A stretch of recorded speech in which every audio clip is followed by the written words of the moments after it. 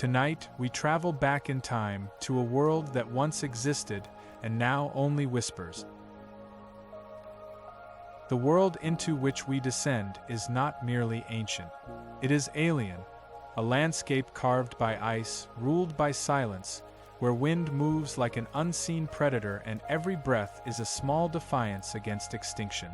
In this frozen shadowland, thousands upon thousands of years before the first human civilization formed its earliest memories, there lived a kind of human who would one day vanish so that only bones and echoes would remain. They were the Neanderthals, and this is the story of their final age. To travel into their world is to step into a place untouched by the warmth we take for granted. Europe, in their last days, was not the continent we recognize. It was a fractured expanse of tundra, boreal forest, and jagged mountain corridors where prey grew scarce and winters grew longer. Ice did not simply cover the land, it shaped destinies. It dictated migrations, it sculpted survival, and in the end, it tightened like a fist around an entire species, until breath and lineage were finally extinguished. The Neanderthals had survived many winters before, far harsher than anything modern humans could endure. For hundreds of thousands of years, they had mastered cold and stone. They hunted creatures that could trample them, endured blizzards that could bury them, and carved out a presence in Europe long before our own species set foot upon its soil. They were not primitive brutes, as once imagined. They were social, skilled, intelligent, and resilient. They shaped tools with extraordinary precision, created pigments and adornments, and buried their dead with a quiet, deliberate reverence. But even the strongest flame can flicker when the winds of time change. By the moment we enter their story, the final 10,000 years of their existence, the world had begun shifting beneath their feet. The climate swung wildly between extreme cold and sudden warmth, disrupting ecosystems and shattering the continuity of life they relied upon. Large prey animals migrated or disappeared. Sheltered valleys transformed into hostile plains. Rivers flooded, then froze, then shifted their courses entirely. Seasons blurred. Predictability dissolved. And into this already unstable world came another human. Homo sapiens, our species, arrived not as conquerors, but as wanderers chasing resources, warmth, and opportunity. They brought with them new forms of cooperation, broader social networks, and strategies that allowed them to survive the climate chaos more efficiently. Their presence did not immediately mean conflict. In truth, the earliest interactions may have been distant, cautious, marked by curiosity rather than fear. But as their numbers grew and their territories expanded, their shadows stretched across landscapes Neanderthals had held for tens of thousands of generations. To the Neanderthals, the arrival of these strangers did not feel like war. It felt like pressure. Land became narrower. Hunting grounds overlapped. Resources that were once plentiful now dwindled. And while Neanderthal groups were small, deeply connected, and often isolated, Homo sapiens formed larger networks, shared knowledge across distances, and adapted more quickly to change. Every small advantage compounded over generations, like frost creeping into the cracks of stone. This story, the final story of the Neanderthals, is not a tale of battle or dominance. It is a tale of slow fading, of a species confronted with forces too vast to resist. Climate, isolation, hunger, competition, and sheer numerical disadvantage converged like threads of a web tightening around them.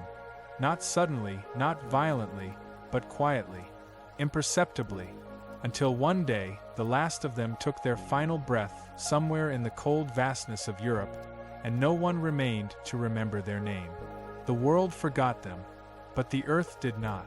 Bones sealed in cave floors, tools buried beneath layers of frost, and strands of their DNA carried silently within billions of people alive today. These are the faint, fragile whispers of a people who once shaped the continent. Their extinction was not merely the end of a species. It was the end of an entire way of being human. And so, in this story, we walk not as observers, but as quiet travelers drifting through a world unlit by firelight. We move through abandoned valleys, past campsites where embers have long grown cold, through forests where footprints have dissolved into the soil. We listen to winds that once carried their voices. We follow the remnants they left behind. And as we do, we try to understand what it means to vanish, slowly, silently, without a trace that can speak for itself. In the chapters ahead, you will witness their world in its final breath. You will feel the hunger that stalked them through endless winters. You will walk among the shrinking clans as they attempt to hold onto their traditions. You will sense the presence of another human species approaching like a quiet storm. You will see the breakage of families, the silent burials beneath frozen earth, and the final lonely moments of a species that once thrived in strength. This is not a story of monsters. It is not a story of savagery. It is a story of humans, different from us and yet undeniably connected to the deepest roots of who we are. As the cold closes around them, as forests thin and glaciers advance, we step deeper into the forgotten continent they once called home. Their time is ending, their world is collapsing, and yet, for a few final generations, they continue to walk, to hunt, to breathe, to hope, unaware that they are the last of their kind. In this darkness, we begin our journey. The cold came first, not suddenly, not as a single catastrophic storm, but as a slow tightening of the land's breath. The world of the Neanderthals, in these final millennia of their existence, was already old, already strained beneath the relentless shifts of an unstable climate. What humans would later call Europe was at this time a mosaic of darkness and ice, a continent carved by advancing glaciers and carved again by the winds that scraped across empty plains. The ground trembled beneath cycles of freezing and thawing. Forests retreated. Meadows became tundra. Rivers shrank into narrow, sluggish veins of slush that whispered beneath brittle layers of ice. To walk through this world was to feel the weight of silence pressing against one's chest. Even the air carried a heaviness, as if sound itself struggled to travel through the cold. The Neanderthals had survived countless winters across hundreds of thousands of years, but the cold they faced now was not simply a season. It was a force of transformation. It stripped landscapes bare. It starved the soil. It hardened every living thing that dared to endure beneath its gray horizon. The Neanderthals, shaped by generations of endurance, moved through this world with a familiarity forged in hardship. Their bodies were built for cold. Their chests were broad, their limbs thick and powerful, their bones dense and strong. They carried the knowledge of survival not as a lesson, but as an instinct. And yet, even they felt the land's decline. Herds they once relied upon wandered farther, following faint traces of warmth. Plants that had once peeked through patches of thawed earth now withered before they broke the surface. Water froze earlier in the year, stayed locked in ice longer, and returned with less generosity. The wind flowed across the plains like a living thing. It carved spirals into the snow and carried the scent of distant storms that never seemed to end. A traveler in this landscape would find their footsteps swallowed almost instantly by drifting powder, as if the land itself refused to be marked. In the quiet, one could sometimes hear the deep groaning of ice shifting far beneath the ground. The continent was a living, breathing colossus wrapped in frost. In this cold expanse, Neanderthal groups traveled in small clusters, often no more than a handful of individuals bound by blood and necessity. They moved not in straight paths but in slow, deliberate arcs that followed the rhythms of the land. Caves provided shelter where the wind could not reach. Overhanging cliffs shielded them from the endless white. The warmth of fire became more than comfort, it became identity. A fire was not merely a light. It was the fragile center of existence in a world that wanted to extinguish life. During these final centuries, the Neanderthal world had grown quieter. Their numbers had never been large, but now they were shrinking. Births were rare, and the survival of infants rarer still.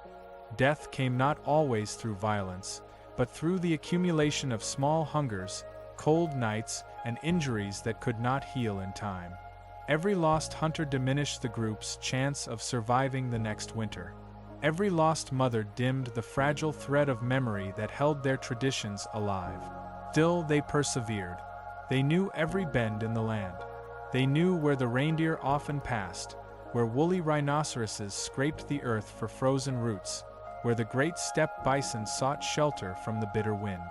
They understood the cry of ravens and the shifting patterns of cloud shadows on snow. They had lived through countless cycles of ice and thaw, and so they believed, in the way all ancient peoples do, that the world was simply testing them again. But the test was changing. The cold was no longer a cycle.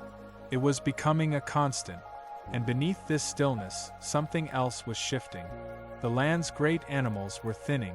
Mammoths moved in smaller herds, sometimes vanishing entirely from territories they had dominated for generations beyond counting. The great cave lions wandered farther in search of meat. Hyenas, desperate for carrion, prowled caves they once avoided.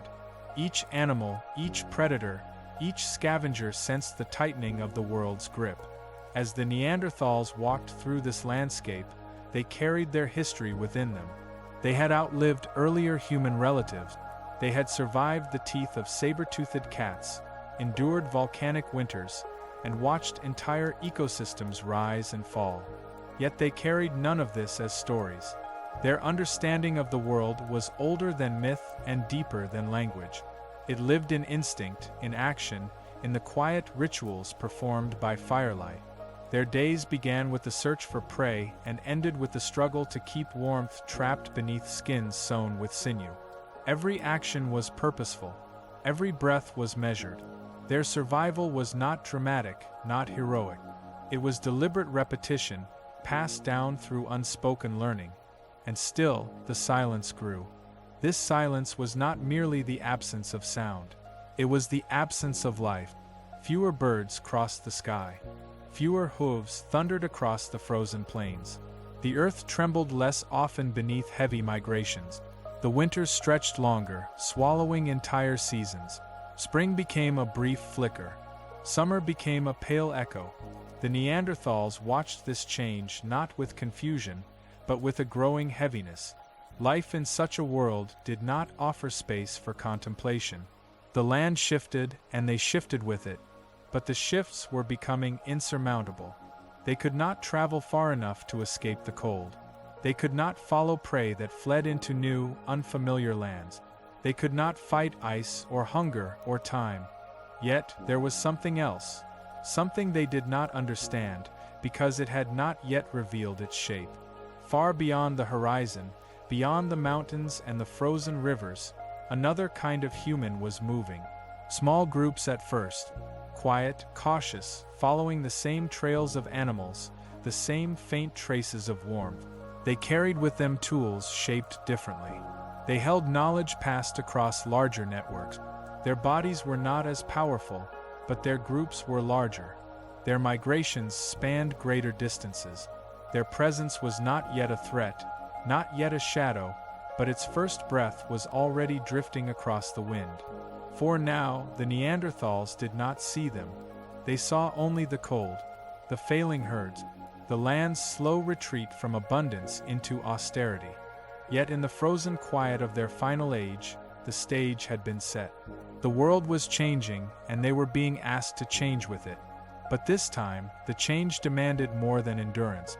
It demanded adaptability beyond the patterns that had sustained them for hundreds of thousands of years.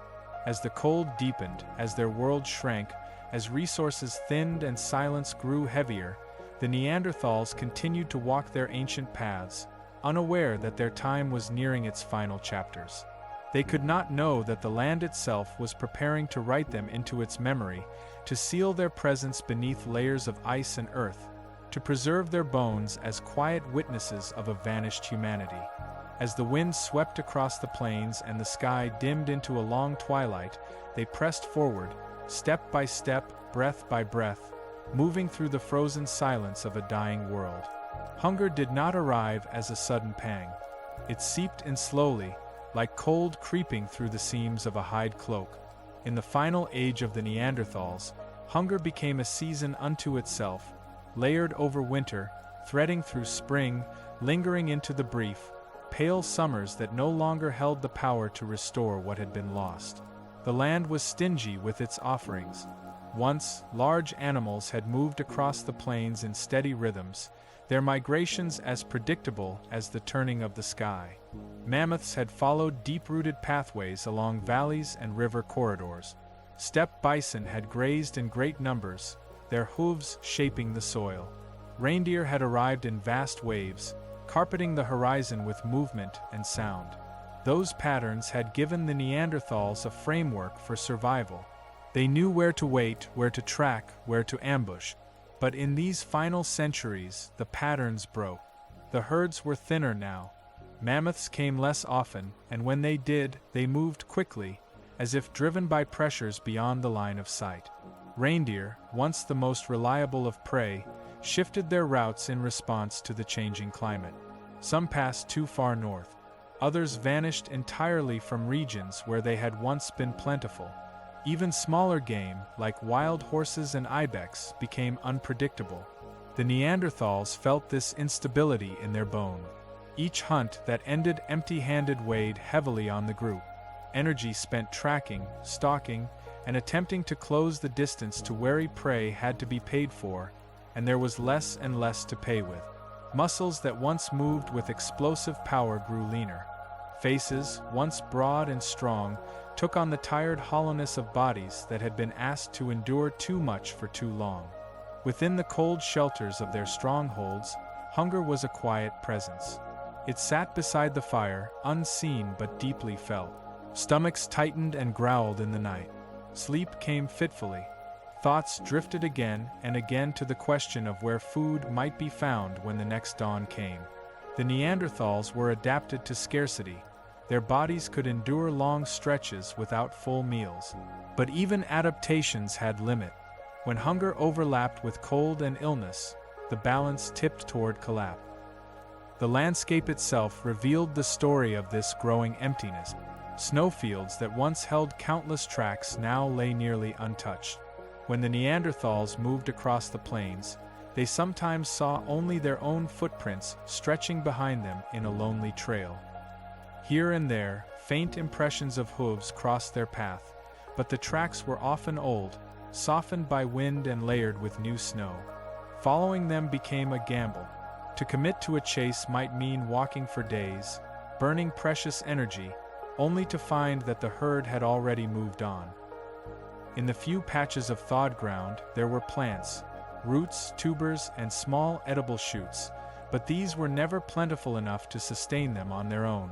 In warmer cycles of Earth's history, such plants might have played a larger role in survival, but now the cold kept the growing season short and the soil unforgiving. The Neanderthals knew where to dig, how to recognize subtle signs of underground nourishment, yet even this knowledge could not conjure abundance where the land offered only scraps. Bones became more important. The Neanderthals had long known how to break large bones to reach the rich marrow within. In the late stages of their existence, bone marrow became one of their most vital resources. The sight of a long bone, left behind by predators or scavengers, could mean the difference between collapse and endurance. They cracked bones with practiced precision, using stone tools and heavy rocks to open them, then scraping or sucking out the pale, fatty core. The sound of bones splitting echoed through caves and across rocky ledges, a harsh, decisive crack that carried the weight of necessity. Sometimes, however, even bones were scarce. Carnivores, cave lions, hyenas, wolves, were just as pressed by hunger as the Neanderthals. They dragged carcasses far from kill sites, stripped them thoroughly, and left little behind. The Neanderthals, in turn, trailed these predators at a distance, searching for remnants they might have missed. Scavenging became more routine, though it had always been a part of life. Hunger blurred the line between hunter and scavenger until survival itself became the only measure that mattered. In these long winters, the bodies of the Neanderthals changed. Children grew more slowly. Some never grew at all, their lives cut short by the simple fact that there was not enough nourishment to sustain their developing bodies. Those who survived carried the imprint of hunger in their bones. Stunted growth, signs of stress, evidence of periods when their bodies had been forced to prioritize survival over strength. Adults bore their own marks. Bones recovered thousands of years later would tell the story of repeated strain, periods of deprivation, injuries that did not heal cleanly, and joints worn down by constant, exhaustive effort. In the moment, however, these were not stories. They were simply reality, the daily cost of existence in a world that had turned away from abundance. The social fabric of Neanderthal life strained under the weight of hunger. Decisions became sharper, more charged. The choice to attempt a risky hunt versus remaining near shelter carried new depths of consequence. An injury far from the stronghold could not be easily recovered from. A failed hunt might mean that the group burned energy it could not afford to lose. Yet doing nothing, staying too close to the cave, guaranteed only that hunger would deepen. They adapted where they could. They tracked smaller animals when large prey could not be found. They watched birds more carefully, learning patterns of movement that hinted at nests or feeding grounds. They explored new territories at the edges of their familiar ranges, searching for untouched patches where the land might still offer some measure of generosity. But exploration, too, cost energy and risked encounters with predators or treacherous terrain. In this late age, even the predators changed their behavior.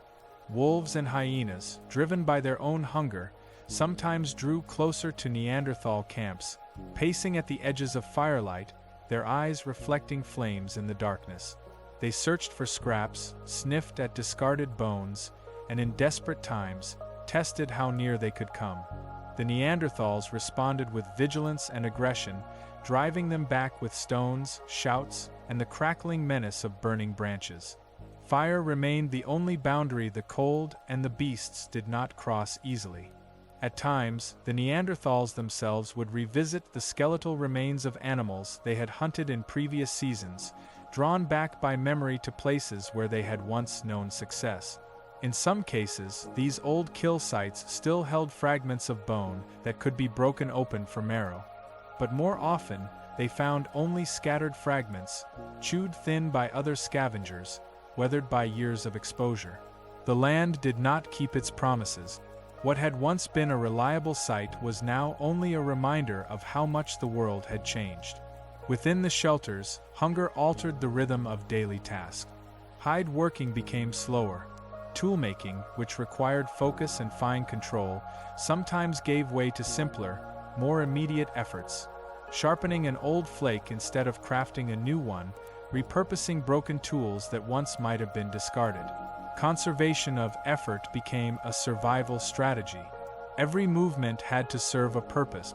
Yet, even in this weight of hunger, there were moments when the Neanderthals continued the quiet practices that had defined their humanity. They still arranged their sleeping spaces carefully. They still maintained the hearth.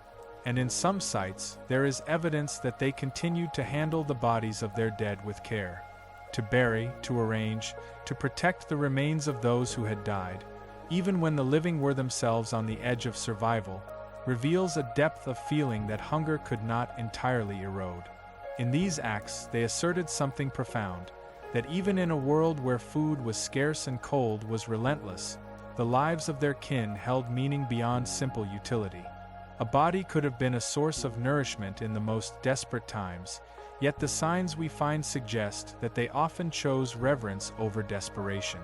This restraint, in the presence of such persistent hunger, speaks of an internal world that archaeologists can only glimpse, a moral landscape as complex and deep as the physical one they walked upon. Still, the winter did not shorten. Year after year, the cold extended its reach, and hunger grew more familiar than satiety.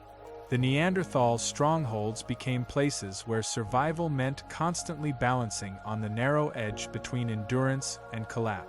In some valleys, groups disappeared entirely, leaving behind only scattered tools and faint traces of fire. In others, a few individuals persisted, clinging to life through some combination of luck, knowledge, and sheer resilience. Far away, beyond their sight, other humans were learning to survive in the same harsh world. They too knew hunger. They too faced the same biting winds and shrinking herds. But they carried different strategies. Broader networks, wider exchange of tools and ideas, more flexible mobility. The hunger that pressed upon them would become a shaping force, pushing them to adapt rapidly, to invent, to spread. For the Neanderthals, hunger became the background music of their final age, a constant, low, unending hum beneath every action. It weakened their bodies, thinned their numbers, and frayed their capacity to withstand other pressures yet to come. In the long winter that wrapped their world, they continued to walk, to hunt, to share what little they had by the flicker of their fires. Each mouthful was a postponement of the inevitable. Each successful hunt was a small victory carved from a landscape that had largely turned against them. They endured as long as they could, bound to a world that no longer supported them as it once had. The cold held the land in its grip. Hunger held the Neanderthals in its own. And somewhere, beyond the reach of their knowledge, the steps of other humans drew nearer, carrying with them a different response to the very same winter that was closing around them all. They did not appear as enemies, not at first. In the late age of the Neanderthals, the presence of other humans was not an invasion, not a sudden confrontation, but a faint disturbance at the edges of perception. A footprint where no Neanderthal had walked. A thin curl of smoke drifting above a distant ridge. The subtle absence of animals in a valley that should have been rich with prey. These signs were not immediately understood as belonging to a new kind of human, one whose arrival would eventually reshape the continent. They were small anomalies, subtle ripples spreading through an already fragile world. The Neanderthals were not accustomed to sharing their territory. For hundreds of thousands of years, they had lived across vast stretches of Europe and Western Asia, facing predators, climate change, and isolation, but rarely competition from other humans.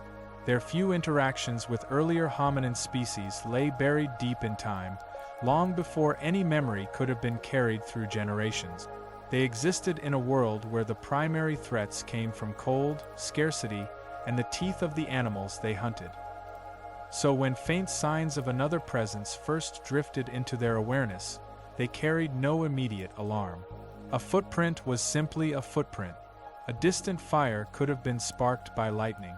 The absence of prey could be explained by shifting herds or harsh weather. In a world governed by survival, there was little time to contemplate mysteries, but the signs multiplied. In some regions, Neanderthal hunters found tracks that resembled their own but were narrower, lighter, pressed into the snow with a different gait. These footprints moved in patterns unfamiliar to them, straighter, covering greater distances without meandering. The creatures that made them seemed to move swiftly, confidently, even when traveling across difficult terrain. Stone tools also appeared in places where no Neanderthal group had camped. These tools were sharp and precise but shaped in ways that did not match the local tradition. Their flake patterns suggested techniques the Neanderthals did not use. To a modern eye, the distinction would be clear. These were the blades and points of Homo sapiens, crafted through methods passed along vast networks of communication. To the Neanderthals, the tools were simply strange.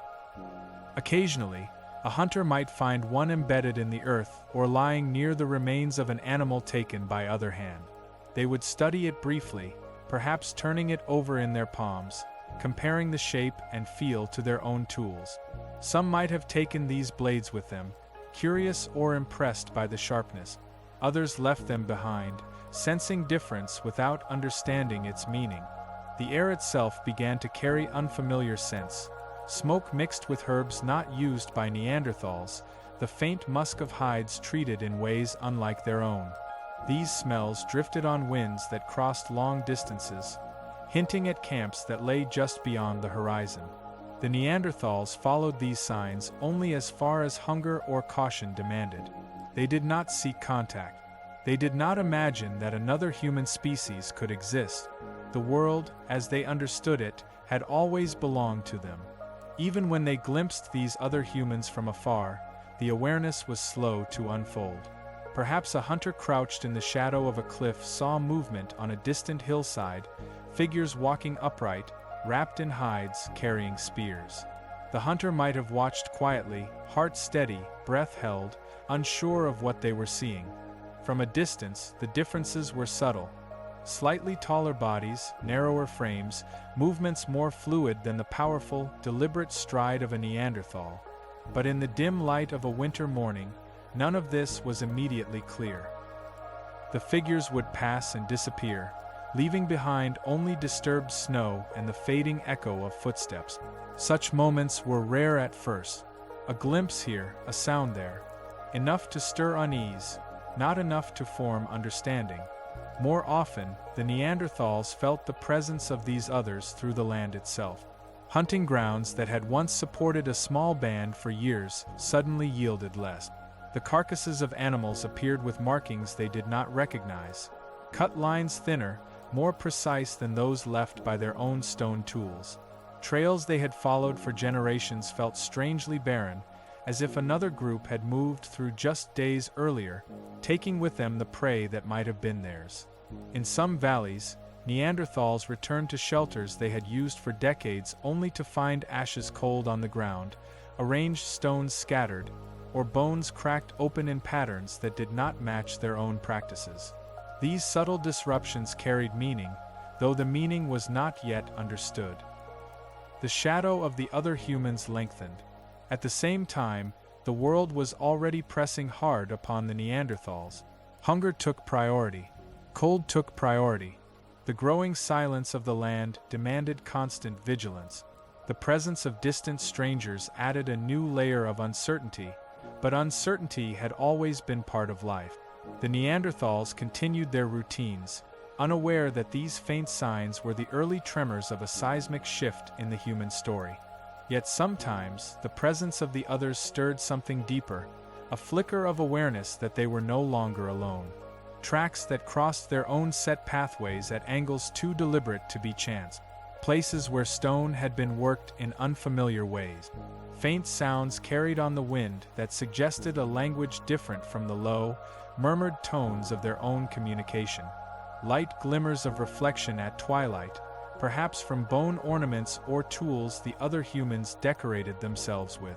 The Neanderthals would pause, senses sharpened, instincts whispering warnings. But survival demanded focus on immediate needs: warmth, food, shelter. There was little time to unravel mysteries that did not yet threaten them directly. What the Neanderthals did not, and could not, perceive was the quiet advantage these other humans possessed. Their groups were larger. Their networks extended across greater distances. They shared information with remarkable fluidity, passing strategies and innovations far beyond the boundaries of any single family or band. Where a Neanderthal group might travel within a familiar region over a lifetime, these new humans crossed vast spans of land, linking their survival across regions and climate. Their tools reflected this connectivity. Their ability to adapt quickly reflected it even more. Still, contact remained distant. For now, the two human species moved like shadows around each other, both shaped by the same cold, the same hunger, the same unforgiving land. Neither understood the other. Neither anticipated what their interactions would become. Their worlds touched only at the edges, lightly, briefly, leaving behind traces that carried more questions than answers. And so, the Neanderthals continued their days beneath the weight of winter, carrying the faint, growing awareness that the land was no longer solely theirs. The presence of the other humans was like a distant scent in the air, unavoidable, unsettling, but not yet a call to fear. Soon, however, the distance would close. The faint disturbances at the edge of perception would sharpen into encounters. Territories would overlap more frequently. Hunger and necessity would push both species into the same valleys, the same clearings, the same shelters. The quiet shadow cast by the newcomers would lengthen into something more concrete, more disruptive, more irreversible. For now, though, the Neanderthals walked through their world as they always had, unaware of how close the dawn of another humanity had already come. Decline does not always announce itself with violence. More often, it arrives quietly, an accumulation of small losses, subtle shifts, and imperceptible fractures that deepen across generations. For the Neanderthals, the erosion of their species unfolded not as a single catastrophe, but as a slow unraveling woven through their final age. It happened in their bodies, in their social fabric, in the land they depended upon, and in the fragile thread of continuity that linked one generation to the next. The first erosion was numerical. The Neanderthals had always lived in small groups, their populations scattered across wide stretches of land. Even in their strongest eras, they never existed in great numbers. Their communities were intimate, bound by kinship, shaped by cooperation, and limited by the carrying capacity of the harsh environments they inhabited. But as the climate grew colder and resources scarcer, these small groups grew smaller still. Where once a band might have contained several families, now many consisted of only a handful of individuals, sometimes little more than a mated pair, a child or two, and perhaps an elder whose strength was waning. Each death carried tremendous weight. Each lost hunter, each failed birth, each accident in the frozen landscape echoed far beyond the individual, rippling through the fragile structure of survival. A single misstep, a fall on icy stone, an infection from a broken bone, a predator's ambush on the edge of a hunting ground could cripple an entire group. The margins were too thin. There were no other nearby bands to absorb the loss, no larger community to distribute the burden. When a Neanderthal group dwindled below a certain number, recovery became unlikely. Without enough adults to hunt, enough mothers to raise infants, enough hands to tend to the tasks of daily life, the group simply faded from the world, leaving behind a scattering of tools, a faint layer of ash in a cave hearth, a few bones buried beneath the slow drift of soil and time. The second erosion was genetic. Modern science would one day reveal that the surviving Neanderthal communities were deeply isolated, separated by distances too vast and conditions too perilous to allow for frequent contact. This isolation limited the flow of genetic variation between groups. Over generations, the same small pools of genes circulated within these scattered bands, reducing resilience against disease, lowering fertility, and making each new generation more vulnerable to the pressures of environment and scarcity. But the Neanderthals themselves had no concept of this invisible decline. They understood only the symptoms: fewer births, more infant deaths, wounds that healed slowly, illnesses that swept through their small groups with devastating efficiency. They witnessed the results of genetic isolation without knowing its cause. To them, each loss must have felt personal, immediate, rooted in fate or misfortune, as if the world itself had turned slightly more hostile with each passing winter.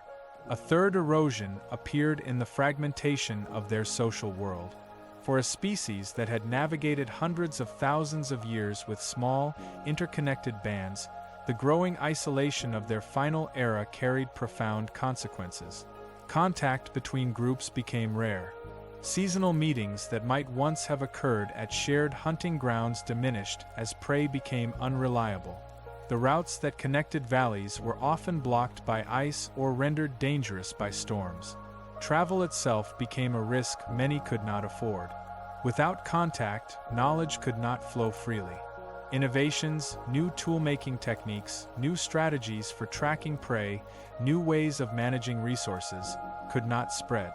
Where the newcomers, the Homo sapiens, shared ideas across wide networks and carried knowledge from region to region, the Neanderthal groups were like dimming embers scattered across a cold hearth, each burning alone with what little fuel remained. The erosion reached deeper still, touching the fabric of time and memory. Neanderthal culture, unlike later human civilizations, left behind no written records. Their knowledge lived in practice, in shared experience, in the slow passing of skill from elder to youth. But as elders died and children became fewer, the chain of transmission frayed. Skills still passed down, but sometimes imperfectly, sometimes incompletely. A small group missing a skilled flint knapper might struggle to reproduce finely crafted tools. A group without an experienced tracker might lose the ability to anticipate the movements of prey as effectively. Knowledge that had once been abundant across their species became unevenly distributed, vulnerable to loss every time someone died prematurely. Archaeological traces echo this erosion. Some late Neanderthal sites show sophisticated craftsmanship, evidence of precision and patience in stone. Others, from the same era, display simpler tools, fewer innovations, and signs of deep resource stress. These differences reveal not a lack of intelligence, but the uneven survival of knowledge across fragmented, isolated communities. In one valley, a group might still carve fine spear points and complex flake. In another, separated by mountains and ice, a group might rely on older, cruder forms, not because they were incapable of more, but because the memory of better techniques had been extinguished with the lives of those who once knew them. The land itself contributed to the erosion. As glaciers advanced and climates shifted, habitats contracted. The once widespread territory of the Neanderthals shrank into scattered refuges, small pockets of land where conditions remained survivable. These refuges became islands in a sea of ice and cold, each isolated from the others. Some groups may have lived their entire lives within a single valley, never traveling beyond its boundaries because the surrounding terrain was too treacherous to cross. Over time, these isolated pockets thinned, and groups vanished one by one, leaving no witnesses to mark their passing. This shrinking world was not only physical, it was psychological. The familiar rhythms of life began to break. The land became unreliable. Seasons lost their predictability. Places that had once offered abundance became barren. Rivers that once yielded fish and waterfowl froze solid for longer stretches, their banks scoured by ice. Forest edges retreated, replaced by open, wind-scoured plains where little could grow.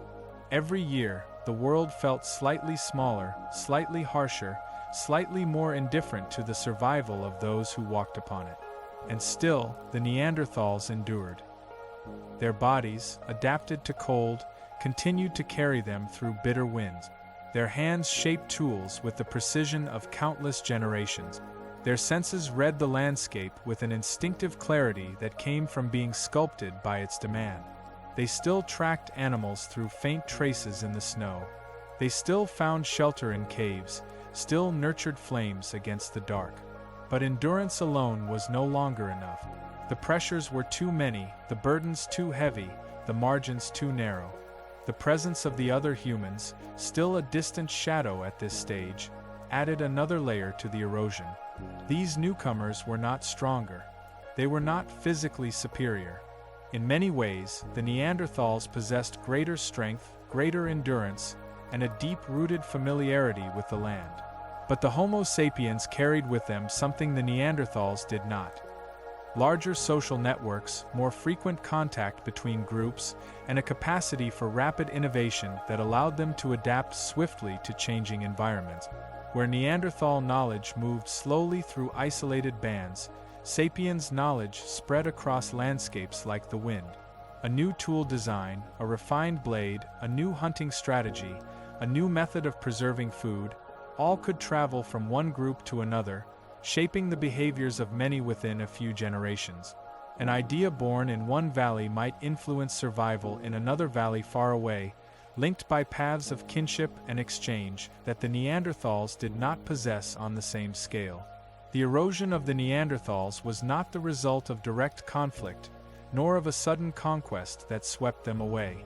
It was the cumulative effect of disadvantage, small disadvantages, subtle disadvantages, each one manageable on its own, but devastating when layered together across centuries. Isolation meant fragility. Scarcity meant fewer births. Fewer births meant fewer hunters. Fewer hunters meant diminished resources. Diminished resources meant more illness. More illness meant more death. More deaths deepened isolation. A cycle a quiet, persistent, relentless cycle. In some regions, Neanderthal bands encountered the newcomers and adopted certain strategies from them. New tool forms, new materials, new ways of organizing hunting tasks. Fragments of this exchange still linger in the archaeological record, hints of shared techniques, brief intersections of culture. But such exchanges were limited by geography, population size, and the same isolation that had weakened them. What might have been a path toward resilience instead became only a brief flicker of adaptation, too little to counter the wider erosion that had already taken hold. Some groups, pressed by hunger and shrinking territories, were forced into marginal landscapes, steeper slopes, thinner soils, harsher winds. Here, every advantage they once held became harder to maintain. Firewood was scarce, game was skittish and lean. The very act of moving from shelter to hunting ground risked injury on treacherous terrain. In such places, the cost of survival rose with each season, and the possibility of recovery dwindled. Yet even in this deepening decline, their lives were not empty of meaning. They hunted, they sheltered their children, they tended fires in caves where smoke curled against ancient stone. They comforted their sick and injured, as skeletal remains later would show through healed fractures and bones that had clearly been supported long enough to mend. They moved through forests and across frozen plains with a grace honed through deep time. Their existence, even in decline, was marked by resilience, intelligence, and connection. But the world around them was shifting in ways they could not withstand indefinitely. The erosion of their species was not a dramatic fall from dominance. It was a slow fading, a thinning of presence, a quiet retreat, a steady dimming of a light that had burned across vast ages before any sapiens' foot had ever touched those lands. One by one, the small fires that marked Neanderthal camps vanished from the night. One by one, the valleys that had once echoed with their footsteps fell silent. Their last refuges became emptier, their last generations fewer, their last winters longer. In the chapters yet to come, this erosion will deepen, shaped by hunger, by cold, by landscape, and by the growing proximity of the other humans who approached not as conquerors, but as a rising tide. And still, even as the pressures mount, the Neanderthals continue forward, one breath, one step, one winter at a time. Fire was the center of Neanderthal existence. It was not merely warmth or light. It was continuity. It was survival. In the final age of their species, as cold tightened its grip on the continent and hunger gnawed relentlessly at their lives, fire became the one remaining force that held back the vast, indifferent dark. Without it, no shelter could protect them. No hunt could restore them. No night could be endured.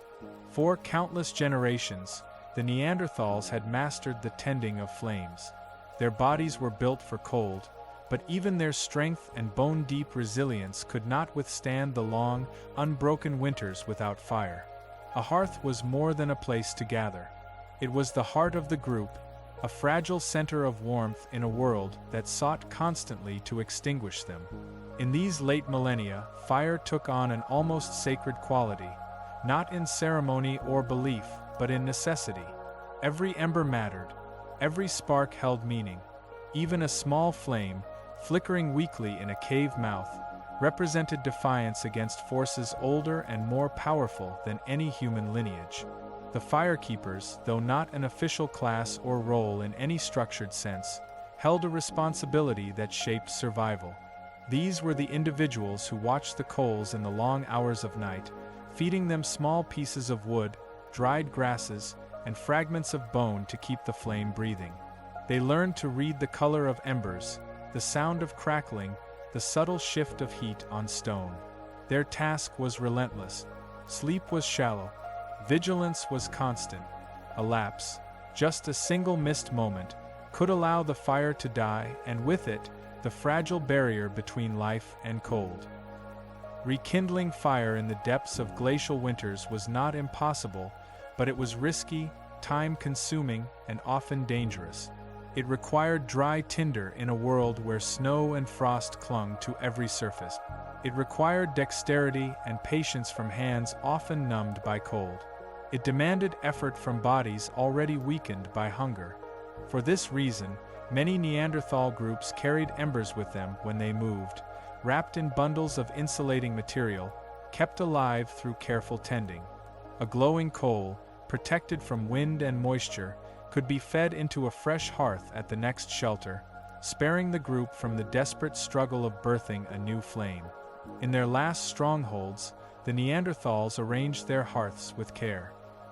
Some fires sat deep within caves, placed where smoke could escape through cracks in the ceiling while heat radiated back from stone walls.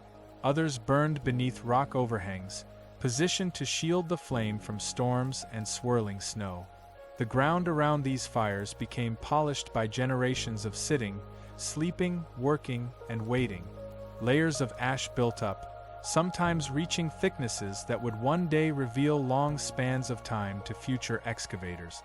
Fire was not simply a tool for warmth. It was the axis around which all daily life turned. Food was cooked beside it. Skins were dried and smoked by it. Bones were cracked and softened near it. Children huddled close to it. Wounds were cared for in its light. Tools were repaired beneath its glow. Nights were endured by its presence. In a world where daylight was short, dim, and often obscured by storms, fire functioned as a substitute for the sun. Its glow pushed back the shadows. Its heat softened the hard edge of winter. Its sound filled the emptiness that so often blanketed the land. But fire also revealed the scale of the Neanderthal struggle. Wood, the fuel upon which flame depended, was becoming increasingly scarce. As forests retreated and tundra expanded, trees grew thin and widely spaced. Fallen branches, once abundant, were now precious. Gathering even a small armful of wood required long treks through icy terrain, often in conditions that risked frostbite, injury, or encounters with predators whose hunger matched their own. Some groups relied heavily on bone as fuel. Bones were dense and slow-burning, producing a steady but modest heat. The marrow within them offered nourishment, but the bones themselves, once stripped, became valuable for feeding the fire. Yet even bone supply dwindled as prey animals grew scarce. Fire, like everything else in the Neanderthal world, depended on an ecosystem collapsing around them. Still, they adapted. They learned to burn roots, dried grasses, shrubs, and even hardened chips of animal dung. They used every resource the land offered, no matter how meager, to keep their flames alive. In some late sites, evidence suggests that Neanderthals strategically chose locations where fuel, no matter how limited, was at least somewhat predictable. Even the faintest advantage mattered. Around the fire, their world took shape. The flickering light cast long shadows against cave walls, raising and lowering dark silhouettes that moved with the flames. The rhythmic crackle created an atmosphere unlike anything in the vast frozen world beyond the shelter. The fire's smoke carried the scent of wood, bone, hide, and fat, a dense, earthy smell that became synonymous with life itself. In these intimate spaces, social bonds were maintained. The Neanderthals likely communicated through a combination of vocalizations, gestures, and subtle expressions. They shared warmth. They shared food. They shared knowledge passed through hands and observation, not spoken lore. The fire illuminated the faces of those they depended upon, those who carried the last threads of their lineage. But the fire also illuminated absence. Where once more individuals might have clustered around the hearth, now fewer bodies gathered.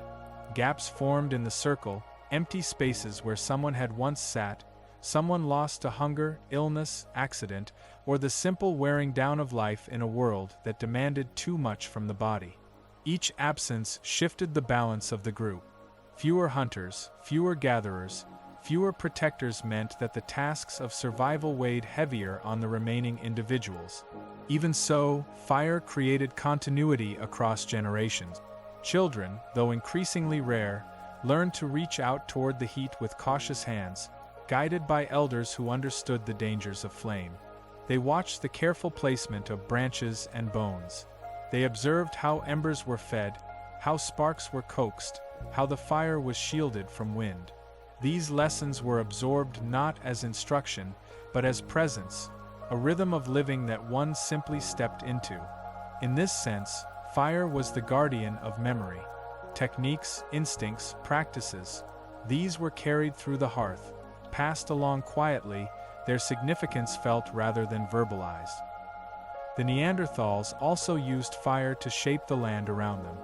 In some regions, debris from hearths accumulated for decades, creating layers of ash that insulated sleeping areas. In other places, fire altered the soil and stone, leaving discolorations that would linger long after all traces of their presence vanished. Fire even influenced the distribution of predators, who often avoided campfires and the scent of smoke, though hunger sometimes drove them closer than caution would allow. Despite its centrality, fire could not solve every threat. It could not restore the dwindling herds. It could not mend the fractures of isolation. It could not warm entire valleys or melt the advancing ice.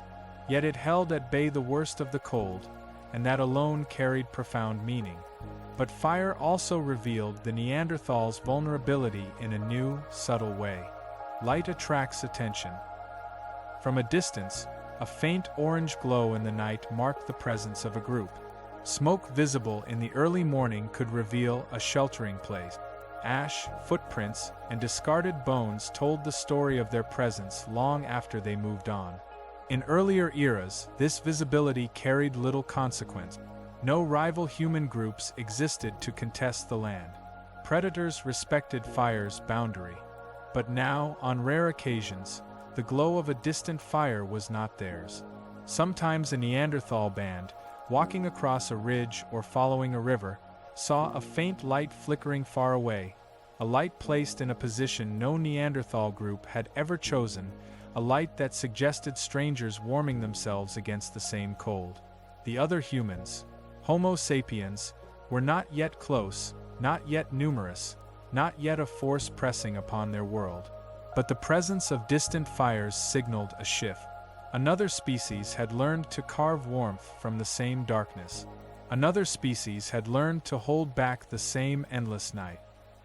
For now, the Neanderthals remained unaware of the full significance of this convergence. The faint glow of distant fires did not yet represent competition or conflict. It was simply another small, inexplicable sign carried on the edge of perception, another anomaly in a world already filled with uncertainty. Yet in the deepening winters, as nights stretched longer and colder, the role of fire grew more central, more symbolic, more fraught with meaning. It was the last stronghold of stability in a collapsing world. Every flame represented one more moment of survival, one more breath stolen from the cold.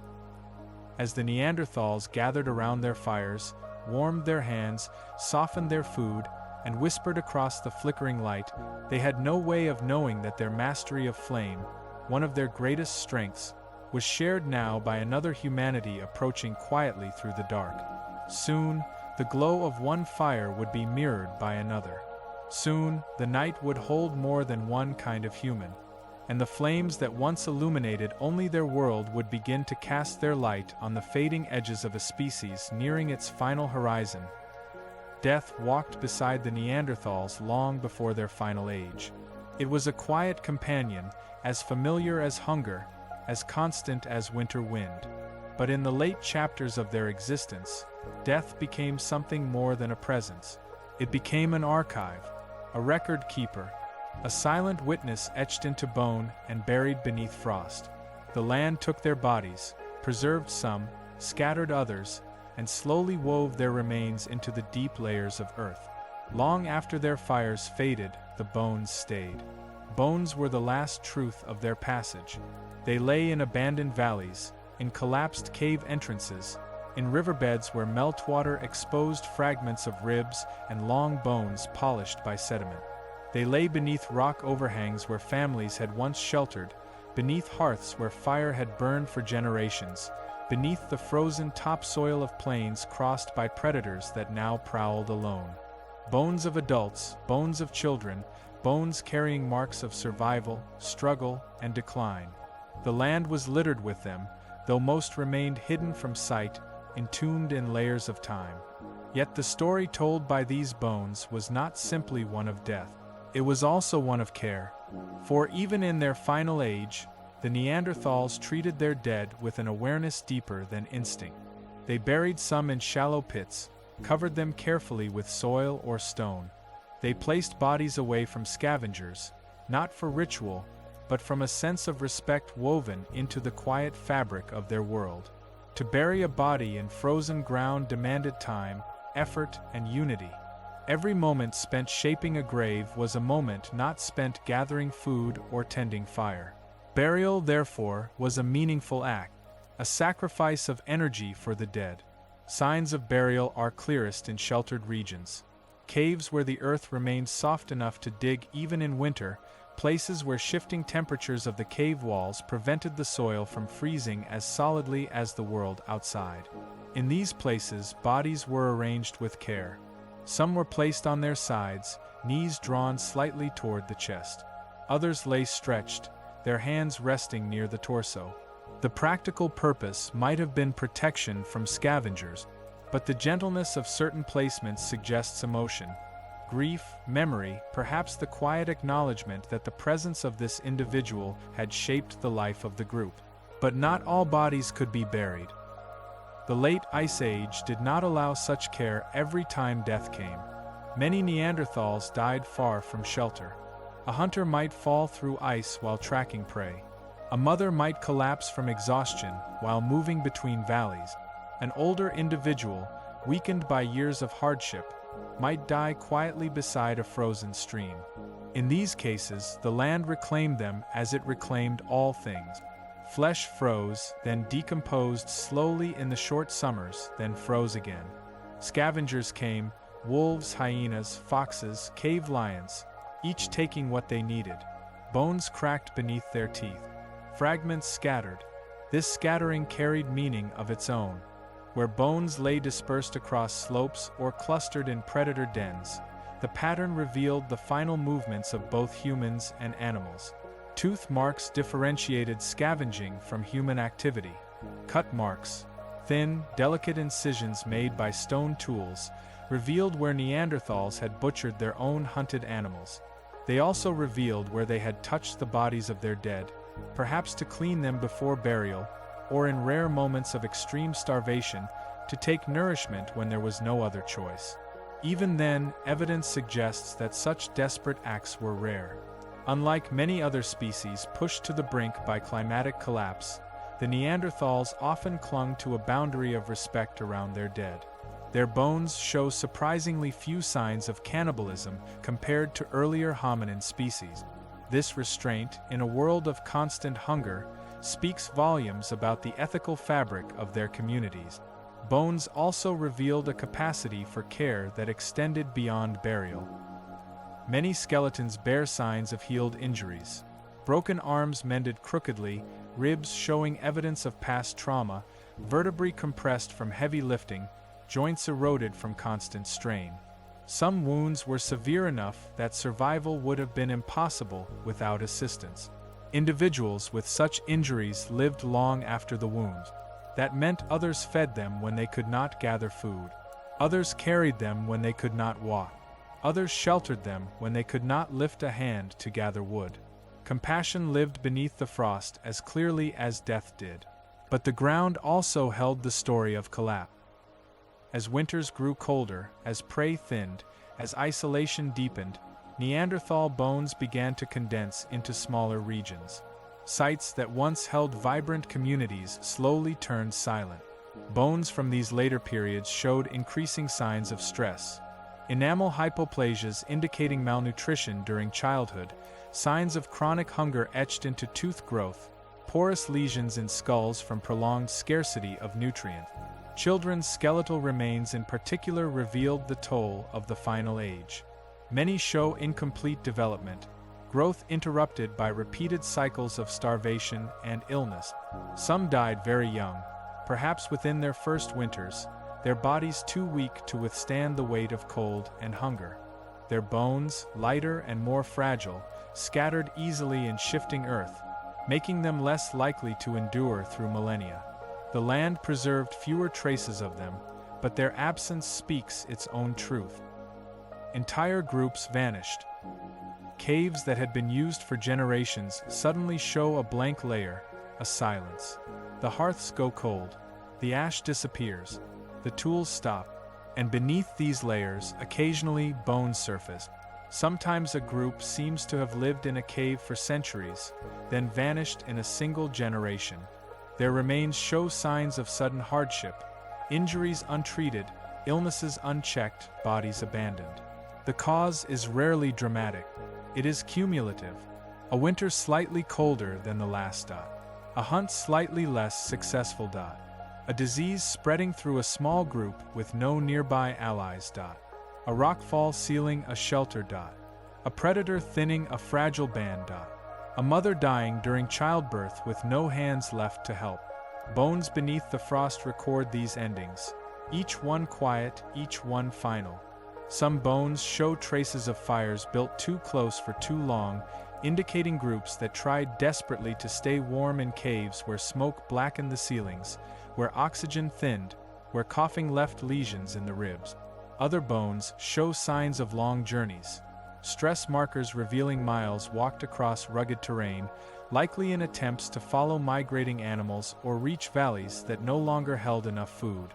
Even the positioning of certain skeletons tells a story. A lone adult near a cave entrance, curled against the stone, suggests the last survivor of a band succumbing alone. Two individuals lying close together, both severely malnourished, reveal a final attempt to endure side by side. Bones wedged in narrow crevices show attempts to hide from predators or storms, bodies trapped as the land shifted around them. Above these remains, the landscape continued its glacial march. Ice advanced. Snow accumulated. Freeze, thaw cycles cracked stone. Floods washed bones into new patterns. Sediment buried them deeper. Animals scattered fragments across years and seasons. Some remains revealed more than the fate of individuals. They exposed the final geometry of Neanderthal territory itself. In certain valleys, bones appeared in narrow clusters, suggesting that shrinking food sources had funneled groups into the same limited pockets of survivable land again and again. These clusters grew denser toward the end, as if the world had pushed them into the last corners it would allow. In other regions, bones were scattered widely across open plains, dispersed in patterns shaped by migration without destination, wandering driven not by exploration but by necessity. These wandering groups left faint traces of camps that lasted only days or weeks, the ashes shallow, the debris minimal, the bones showing signs of exhaustion from long travel and inadequate rest. In some caves, bones were layered with unusual mixtures of animal species not typically found together, indicating that desperate groups had consumed whatever they could catch. Foxes, small birds, even rodents when larger game fled or vanished. The bones of these smaller creatures bore the same cut marks as those of deer or bison, a sign that the Neanderthals' skill persisted even when the prey did not. In these layers, thin, uneven, and chaotic, the story of collapse became unmistakable. Stability had broken. Patterns had shattered. The land was no longer predictable. Occasionally, deposits contained signs of environmental violence. Sudden floods that swept bones into tight channels, rockfalls that sealed chambers with bodies inside, layers of fine silt pointing to storms that had buried entire camps in a single season. These events were not the cause of extinction, but they accelerated it. A group already weakened by hunger could not afford a single disaster. A cave-in could end a lineage. A storm could erase the last fire of a band. The land did not need to be hostile. It needed only to be indifferent. And yet, within these traces of death, signs of persistence remained. Some bones were found beside tools carefully shaped even in the final centuries. Blades with sharp, deliberate edges, scrapers worn smooth from repetitive work. These artifacts revealed a species that never ceased practicing its craft. Even when the world tightened around them, even when survival became a daily negotiation with the cold, they worked stone with precision. It was not only necessity, it was identity. A few bones bore faint residues of pigments, traces of iron oxide or manganese, substances Neanderthals sometimes used to mark surfaces, treat hides, or possibly decorate objects. The presence of such residues near remains suggested that even at the edge of their existence, something in them reached beyond survival toward expression. Whether the pigments touched their bodies intentionally or accidentally remains unknown, but the symbolism still lingers in the earth. Nearby, animal bones often appeared cracked in specific, practiced patterns, showing that even in the bitter end, Neanderthals extracted marrow with skill. Their diet narrowed, their territories collapsed, their numbers dwindled, but their knowledge held. The land carried the memory of their movements in each fractured piece of bone. The storms began as distant murmurs along the horizon, a faint trembling in the air that the Neanderthals could sense long before the sky revealed its intention. In earlier ages, storms had been part of the natural rhythm. Harsh, punishing, but ultimately predictable. They arrived with the seasons, shaped the migrations of animals, and carved shifting paths across the land. But in the final era of the Neanderthals, storms transformed into something else entirely. They became erratic, violent, and immeasurable forces that seemed to rise from the deep cold itself, dragging new hardships across the world with every gust of wind. The first warnings were subtle. Animals grew restless before the storms arrived. Birds fled valleys hours before the sky darkened, their calls sharp and frantic. Herds shifted in ways that broke from ancient patterns, abandoning feeding grounds generations of Neanderthals had relied upon. The wind itself took on a different character, colder, sharper, hostile in a way that felt almost unfamiliar. It carried the scent of ice long before snow appeared. It carried the kind of silence that signals danger on an instinctive level. When the storms finally struck, they did not come gently.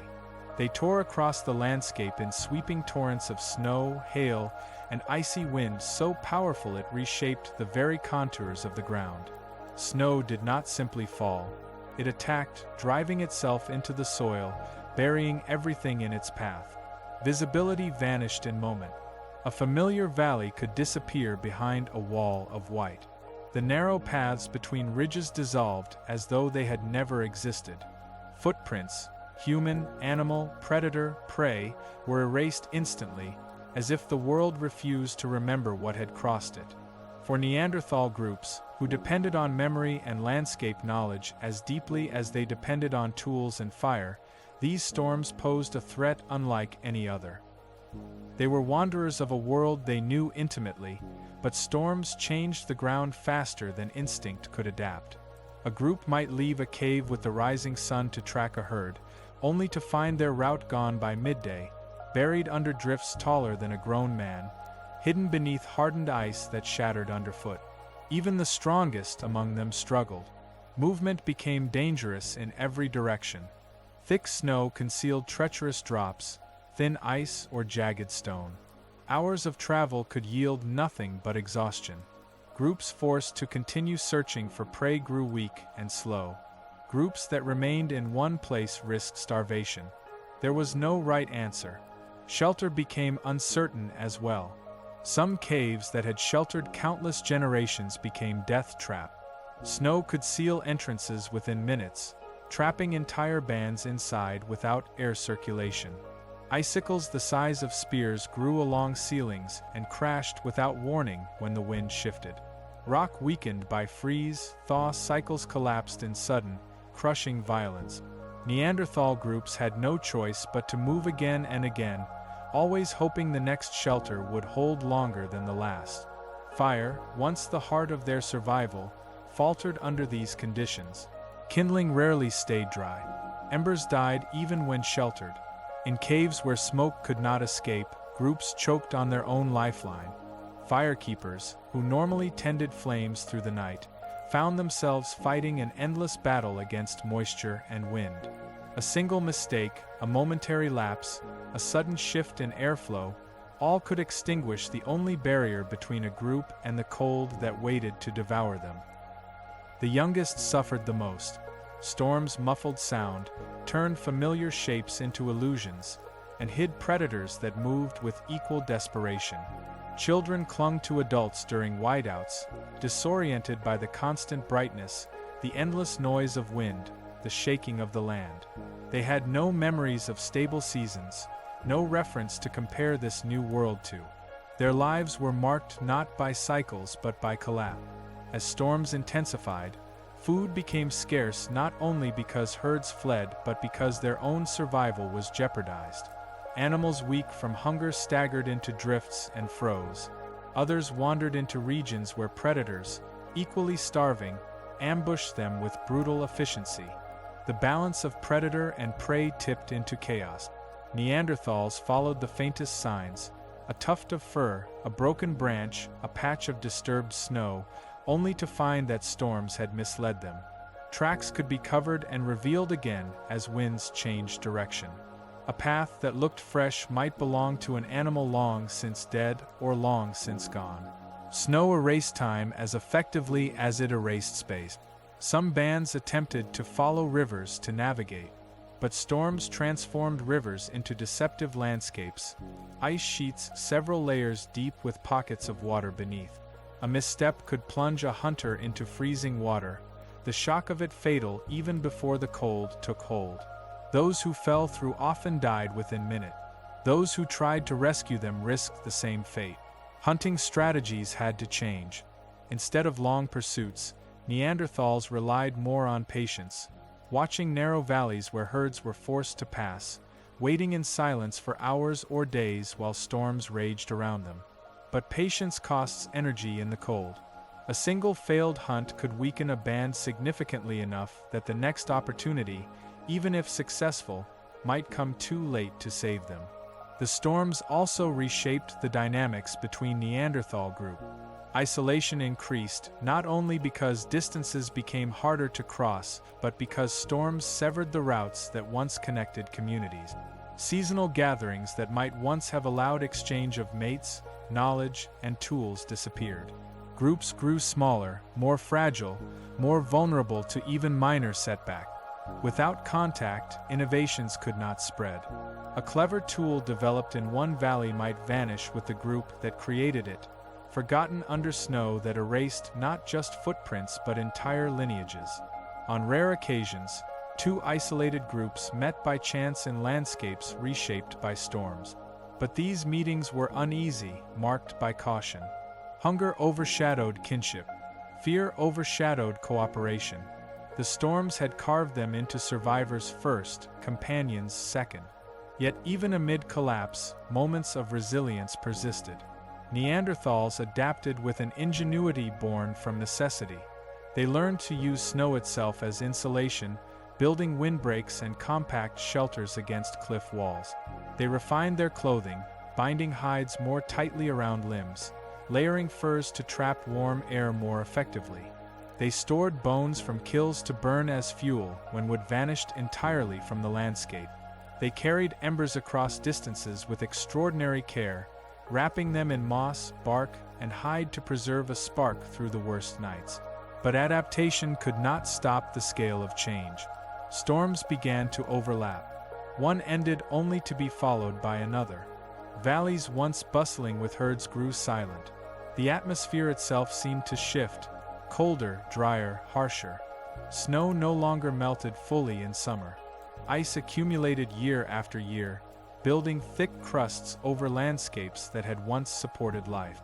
Seasonal cycles dissolved, replaced by a pattern in which winter swallowed everything. And as the storms reshaped the land, they also obscured the presence of another humanity moving quietly across the continent. Homo sapiens left traces too, footprints in soft snow, ash from distant fires, fragments of tools with unfamiliar shapes. But the storms that erased Neanderthal paths also erased theirs. Even so, sapiens traveled in larger networks, moved farther, communicated more efficiently. What a storm destroyed in one place could be reconstructed in another. Knowledge traveled faster, survived longer, spread wider. The Neanderthals could not see the convergence clearly yet. All they sensed was a world closing around them, a world that no longer responded to the patterns they had known for hundreds of thousands of years. The storms wrote new rules.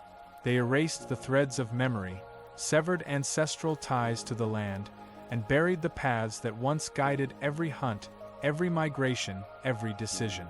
They stole not only life but continuity. Yet the Neanderthals endured as long as endurance was possible. They pushed through white horizons with bodies hardened by generations of struggle. They sheltered children with arms thickened by labor. They carried the knowledge of their ancestors in every movement, every breath, every spark of fire nurtured in the dark. But the storms continued. They erased footprints faster than new ones could be made. They buried paths deeper than memory could reach. They consumed the world with a cold that even fire struggled to fight. And in the silence after each storm, the continent held fewer traces of those who had walked it. The land was beginning its long transition. The storms erased footprints, but they also erased the presence of a species. A presence that had endured for ages. A presence that now stood on the threshold of its final winter. The newcomers did not arrive like a tide. They arrived like a whisper. For most of their long existence, the Neanderthals had lived through eras of silence. The kind of silence that blankets snowfields at dawn, the silence of frozen forests before a hunt, the silence inside caves where fire casts thin light across stone walls marked by generations of survival. Their world was not empty, it was simply still. They knew every sound it offered, every scent, every shift of wind across the ridges of their shrinking territories. Nothing entered their realm unnoticed, until the others did. At first, the newcomers existed only as faint disturbances, broken branches in places where no Neanderthal had passed, footprints too narrow, too light, a carcass stripped in a way that did not bear Neanderthal craftsmanship, a trail of ash caught on the wind from a fire built where no fire had ever burned. These were anomalies. Subtle, fleeting signs, easily dismissed as tricks of weather or chance. But they multiplied. Slowly, steadily, they accumulated like frost along the edges of the Neanderthal world. Prey animals shifted their route, not sharply, not in ways that suggested panic or danger, but in long, gradual arcs. Herds that once passed reliably through valleys began to migrate further south, toward coastal plains and river deltas. Birds altered their nesting grounds. Even predators began to behave strangely, drawn by scents that were unfamiliar yet undeniably human. The Neanderthals sensed it before they saw it. Some groups reported hearing distant echoes on the wind, the rhythmic clicking of stones struck together, but with a cadence unlike their own. Others found remains of shelters made from frameworks of branches that looked too light for Neanderthal hands. Still others discovered fragments of tools shaped with a precision that suggested a different tradition. Thinner blades, longer points, flakes removed in controlled sequences that Neanderthal knappers rarely used. The land itself seemed to be changing in response.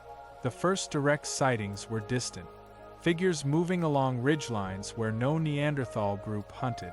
Silhouettes crossing open ground with unfamiliar swiftness. Shapes bent over riverbanks collecting foods the Neanderthals seldom relied upon. Fish, shellfish, aquatic plants. The newcomers were smaller, more slender, with narrower chests and limbs made for endurance rather than brute strength. For a time, the Neanderthals simply observed. They were cautious by nature, shaped by a world that offered little margin for error. They watched the newcomers the way they watched predators, with a mixture of wariness and curiosity. These others made fires too, but their fires burned in larger groups, their camps more extensive, their movements more frequent. They traveled farther in a single day than many Neanderthal bands did in a week. As seasons turned harsher, the presence of the newcomers became harder to ignore. Their footprints began to overlap with those of the Neanderthals. Trails long used by hunting bands now bore the marks of smaller, quicker feet. Places that had once been reliable sources of prey grew quiet. The Neanderthals began to encounter carcasses that had been taken before they arrived, not by wolves or lions, but by hands that understood the world with a different rhythm. This slow tightening of space did not announce itself as conflict. It announced itself as hunger. The Neanderthals had always relied on deep familiarity with their terrain. Each valley, each ridge, each animal trail was part of a memory carried across countless generations. They hunted with knowledge passed not through words but through lived presence. The subtle shift of a deer's tracks indicating illness, the way frost clung to a slope revealing safe footing, the pattern of shadows hinting where a herd might rest. But the newcomers followed prey differently. They did not rely solely on close confrontation. They tracked over long distances, running where Neanderthals walked, pushing animals until exhaustion weakened them. This endurance-based hunting, unfamiliar to the Neanderthal style, altered the behavior of entire herds. Animals fled earlier, traveled farther, scattered into regions beyond traditional Neanderthal reach. The result was not immediate conflict, but displacement. Neanderthal bands were forced to move into marginal lands, regions with less shelter, fewer resources, harsher winds. Some moved into forests where dense vegetation made hunting more difficult. Others retreated into deeper mountain valleys or into limestone caves that offered protection from storms but little access to game. Hunger, which had always been a looming presence, now became a constant companion. And hunger breeds risk. Some bands attempted to follow the newcomers at a distance, observing their methods, hoping to anticipate prey movements. They saw the newcomers carry objects Neanderthals seldom used: slings for throwing stones, long flexible shafts that could propel lighter projectiles great distances. These weapons allowed the newcomers to strike at prey without close confrontation. A wounded animal could be tracked for hours or even days, something the Neanderthals, with their powerful but shorter-range tools, seldom did. The Neanderthals were not incapable of learning. Evidence suggests they adapted some techniques from the newcomers. Certain late Neanderthal tools show influences that hint at contact. Blades made thinner, flakes produced with more refined percussion. But these changes came slowly and unevenly, passing only through small, isolated groups. Innovation that spread rapidly through the newcomers' wide networks remained confined to narrow Neanderthal pocket. Isolation had become a silent predator. As environmental pressures increased, Neanderthal groups shrank further. Small bands, often consisting of fewer than a dozen individuals, struggled to maintain stable social structures. A single illness could cripple a band. A single hunting accident could leave them unable to feed themselves. As the newcomers grew in number and spread across broader ranges, the Neanderthals contracted into scattered enclaves. These enclaves were not entirely without hope. Some regions became refuges where Neanderthals persisted for longer than elsewhere. Mountainous terrain, deep caves, or dense forests provided brief respite from the newcomers' expanding presence. In these isolated spaces, the Neanderthals continued to practice the old ways. Hunting close with powerful thrusting spears, tending their fires, choosing familiar shelters. They endured, as they had always endured, shaped by resilience honed over hundreds of thousands of years. But while the Neanderthals clung to fragments of their world, the newcomers built wider map. They communicated across group. They shared information about prey movements, seasonal patterns, and new resource locations. Where Neanderthal memory remained local, the newcomers' memory became continental. Their mobility allowed them to spread risk across vast territories. They could relocate with ease when storms intensified, when herds shifted, when rivers froze. They stitched the land together with movement, while the Neanderthals clung to shrinking islands of familiarity. The advance of the newcomers was not a march. It was a drift, slow, persistent, inevitable. Each year, another valley fell silent. Another hunting ground emptied. Another shelter bore the scent of strangers. The Neanderthals watched the world change around them, watched trails grow unfamiliar, watched the shape of survival bend away from their strength. Encounters, when they happened, varied. Some were distant observations, others were close, a Neanderthal band finding footprints too fresh to ignore. A carcass divided in ways that revealed two hunting parties had arrived within moments of each other. A narrow pass where both groups paused, uncertain, weighing risk against desperation. Violence may have occurred. Clashes between small groups of hungry humans are almost inevitable when prey is scarce and winter descends without mercy. A thrown spear, a defensive posture, a wounded body left on the cold ground. But such events left few marks in the archaeological record. They were not wars. They were collisions, sharp, brief, shaped by necessity. More significant than conflict was competition, and more significant than competition was inequality of advantage. The newcomers' tools extended their reach. Their networks extended their knowledge.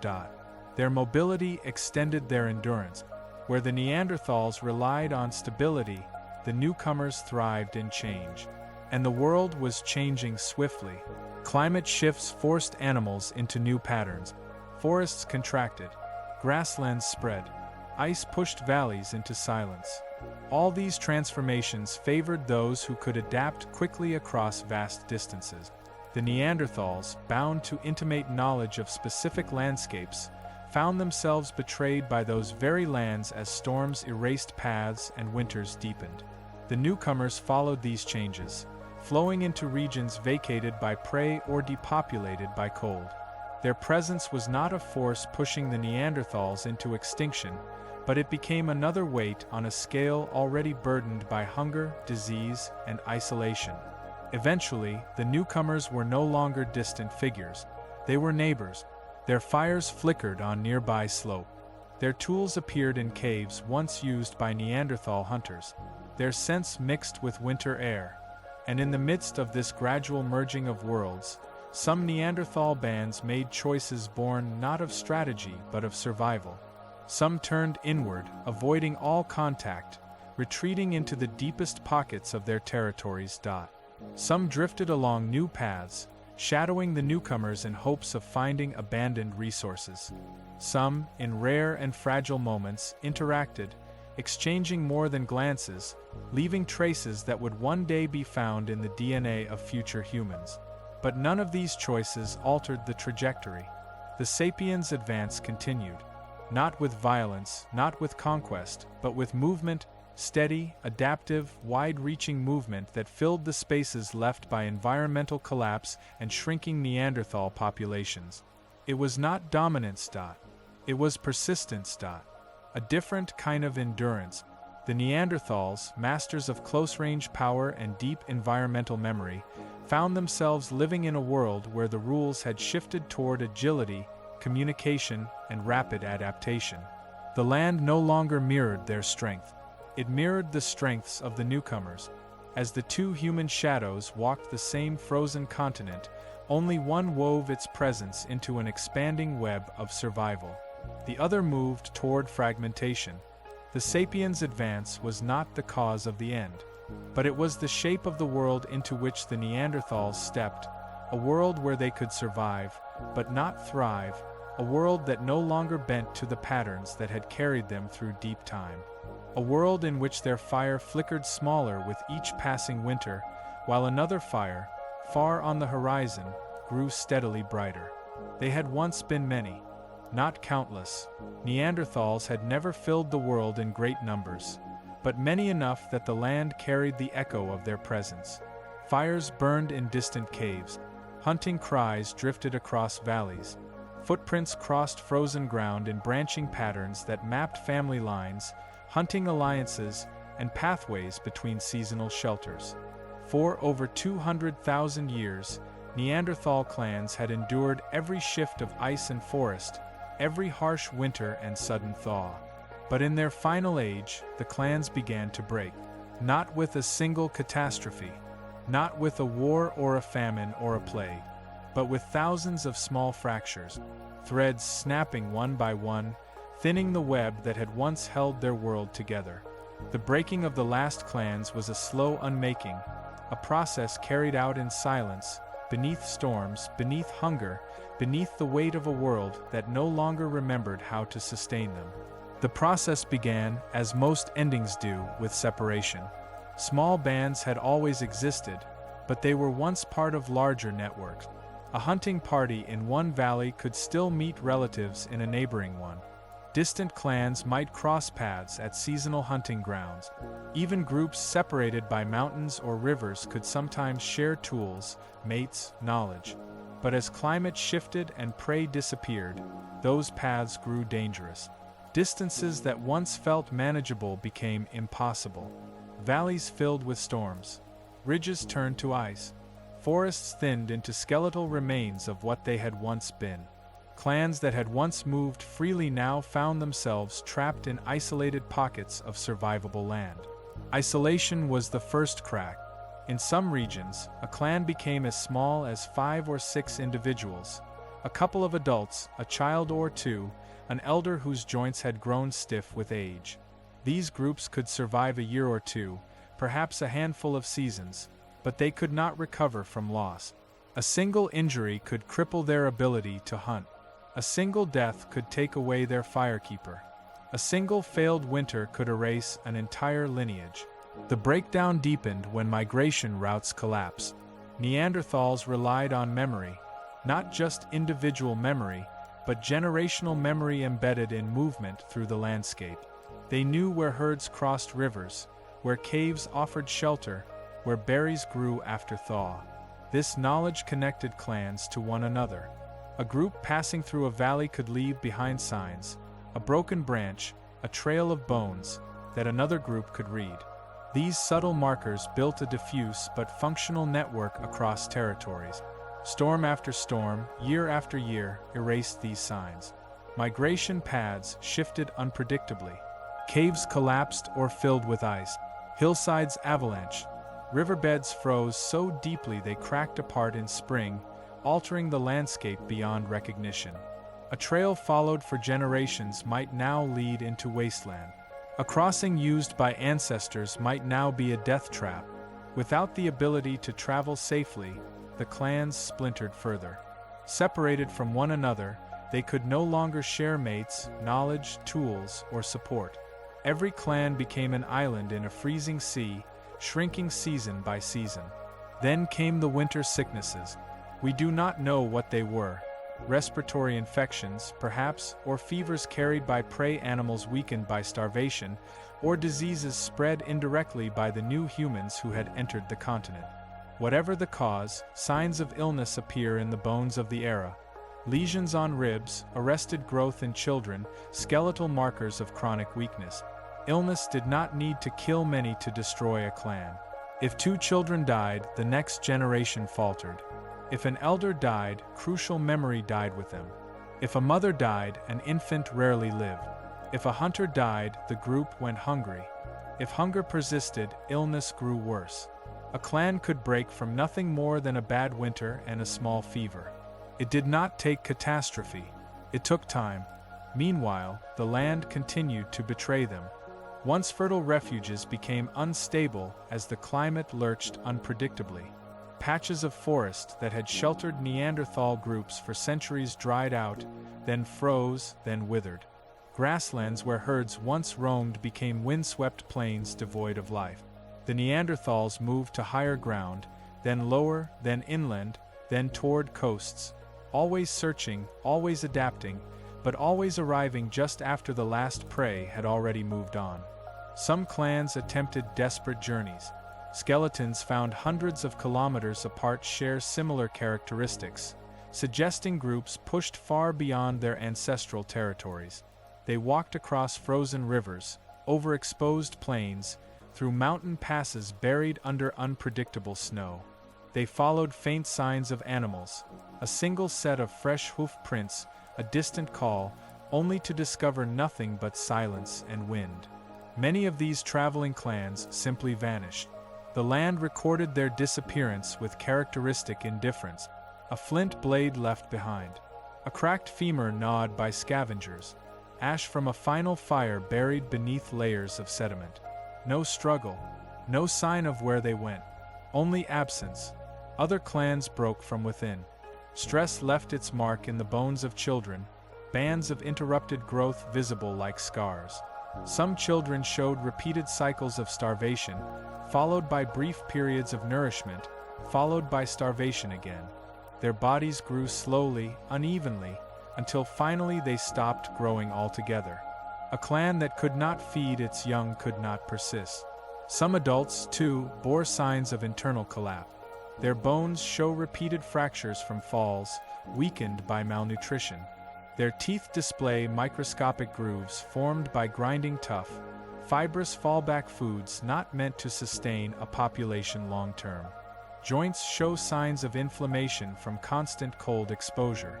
The physical evidence paints a picture of people pushing their bodies past every limit simply to survive another winter.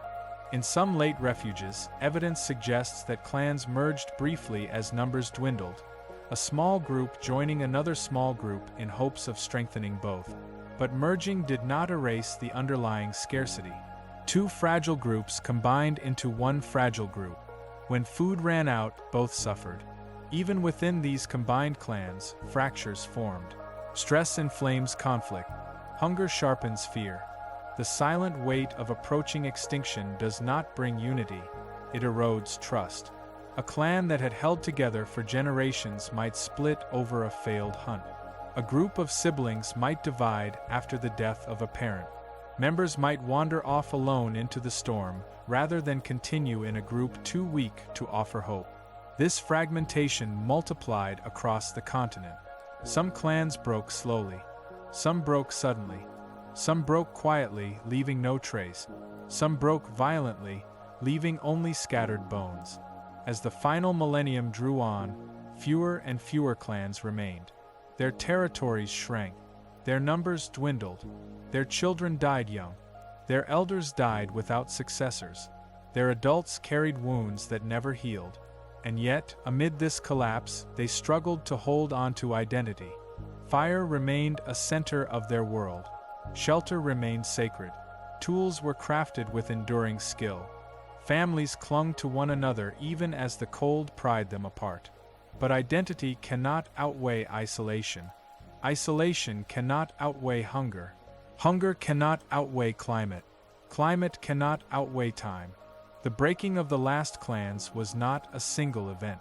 It was a long unraveling, the silent, unstoppable dissolution of a species whose world had become too fragmented to sustain itself. When the newcomers expanded deeper into the continent, they found valleys empty not because they had conquered them, but because the clans that once lived there had already broken into pieces too small to endure. The Neanderthals did not fall. They disintegrated. A thread pulled loose, a knot undone, a tapestry frayed until nothing remained but scattered strands caught in the wind. Those scattered strands would carry into the next chapters, into the last hunts, the last traditions, the last breaths of a species that had survived everything except the slow collapse of the world it depended upon. They had hunted since the deep dawn of their lineage, long before storms reshaped continents, long before newcomers appeared on distant horizons, long before the world turned cold and unrecognizable. Hunting had been the pulse of Neanderthal life.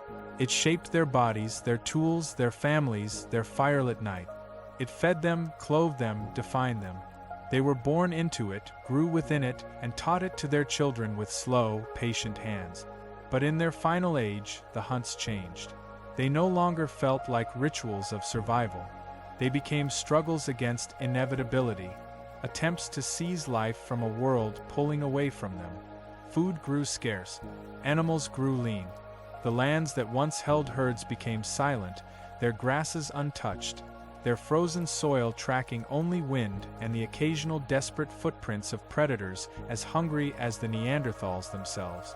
The final hunts were not battles. They were elegies, long, drawn-out farewells disguised as survival. The Neanderthals did not know these were the last hunt. Extinction does not announce itself. It creeps, quiet as frost, until the world that once sustained you no longer remembers how. The Neanderthals hunted as they always had, with patience, strength, and deep familiarity with the land. They carried heavy thrusting spears designed for close, powerful strike. They moved silently through forests, reading the faintest clues in the snow. A pressed tuft of grass, a broken twig, the delicate pattern of hooves across frozen mud. Their eyes could detect movement in shadow. Their ears recognized the difference between wind and breath. Their bodies were built for short, explosive bursts of power, perfect for ambushing large game in confined spaces. But the world no longer offered the hunts they were designed for. Mammoths and woolly rhinoceroses, once common across their territories, had shifted their routes, following vegetation into regions further south or further west. Some had vanished entirely from areas where Neanderthals had hunted them for generations. The giant deer that once moved like ghosts through forests now limped through dwindling ranges, their antlers heavy over bodies thinned by hunger. Even reindeer, the most resilient of the cold-adapted prey, grew unpredictable in their migrations. The Neanderthals followed them.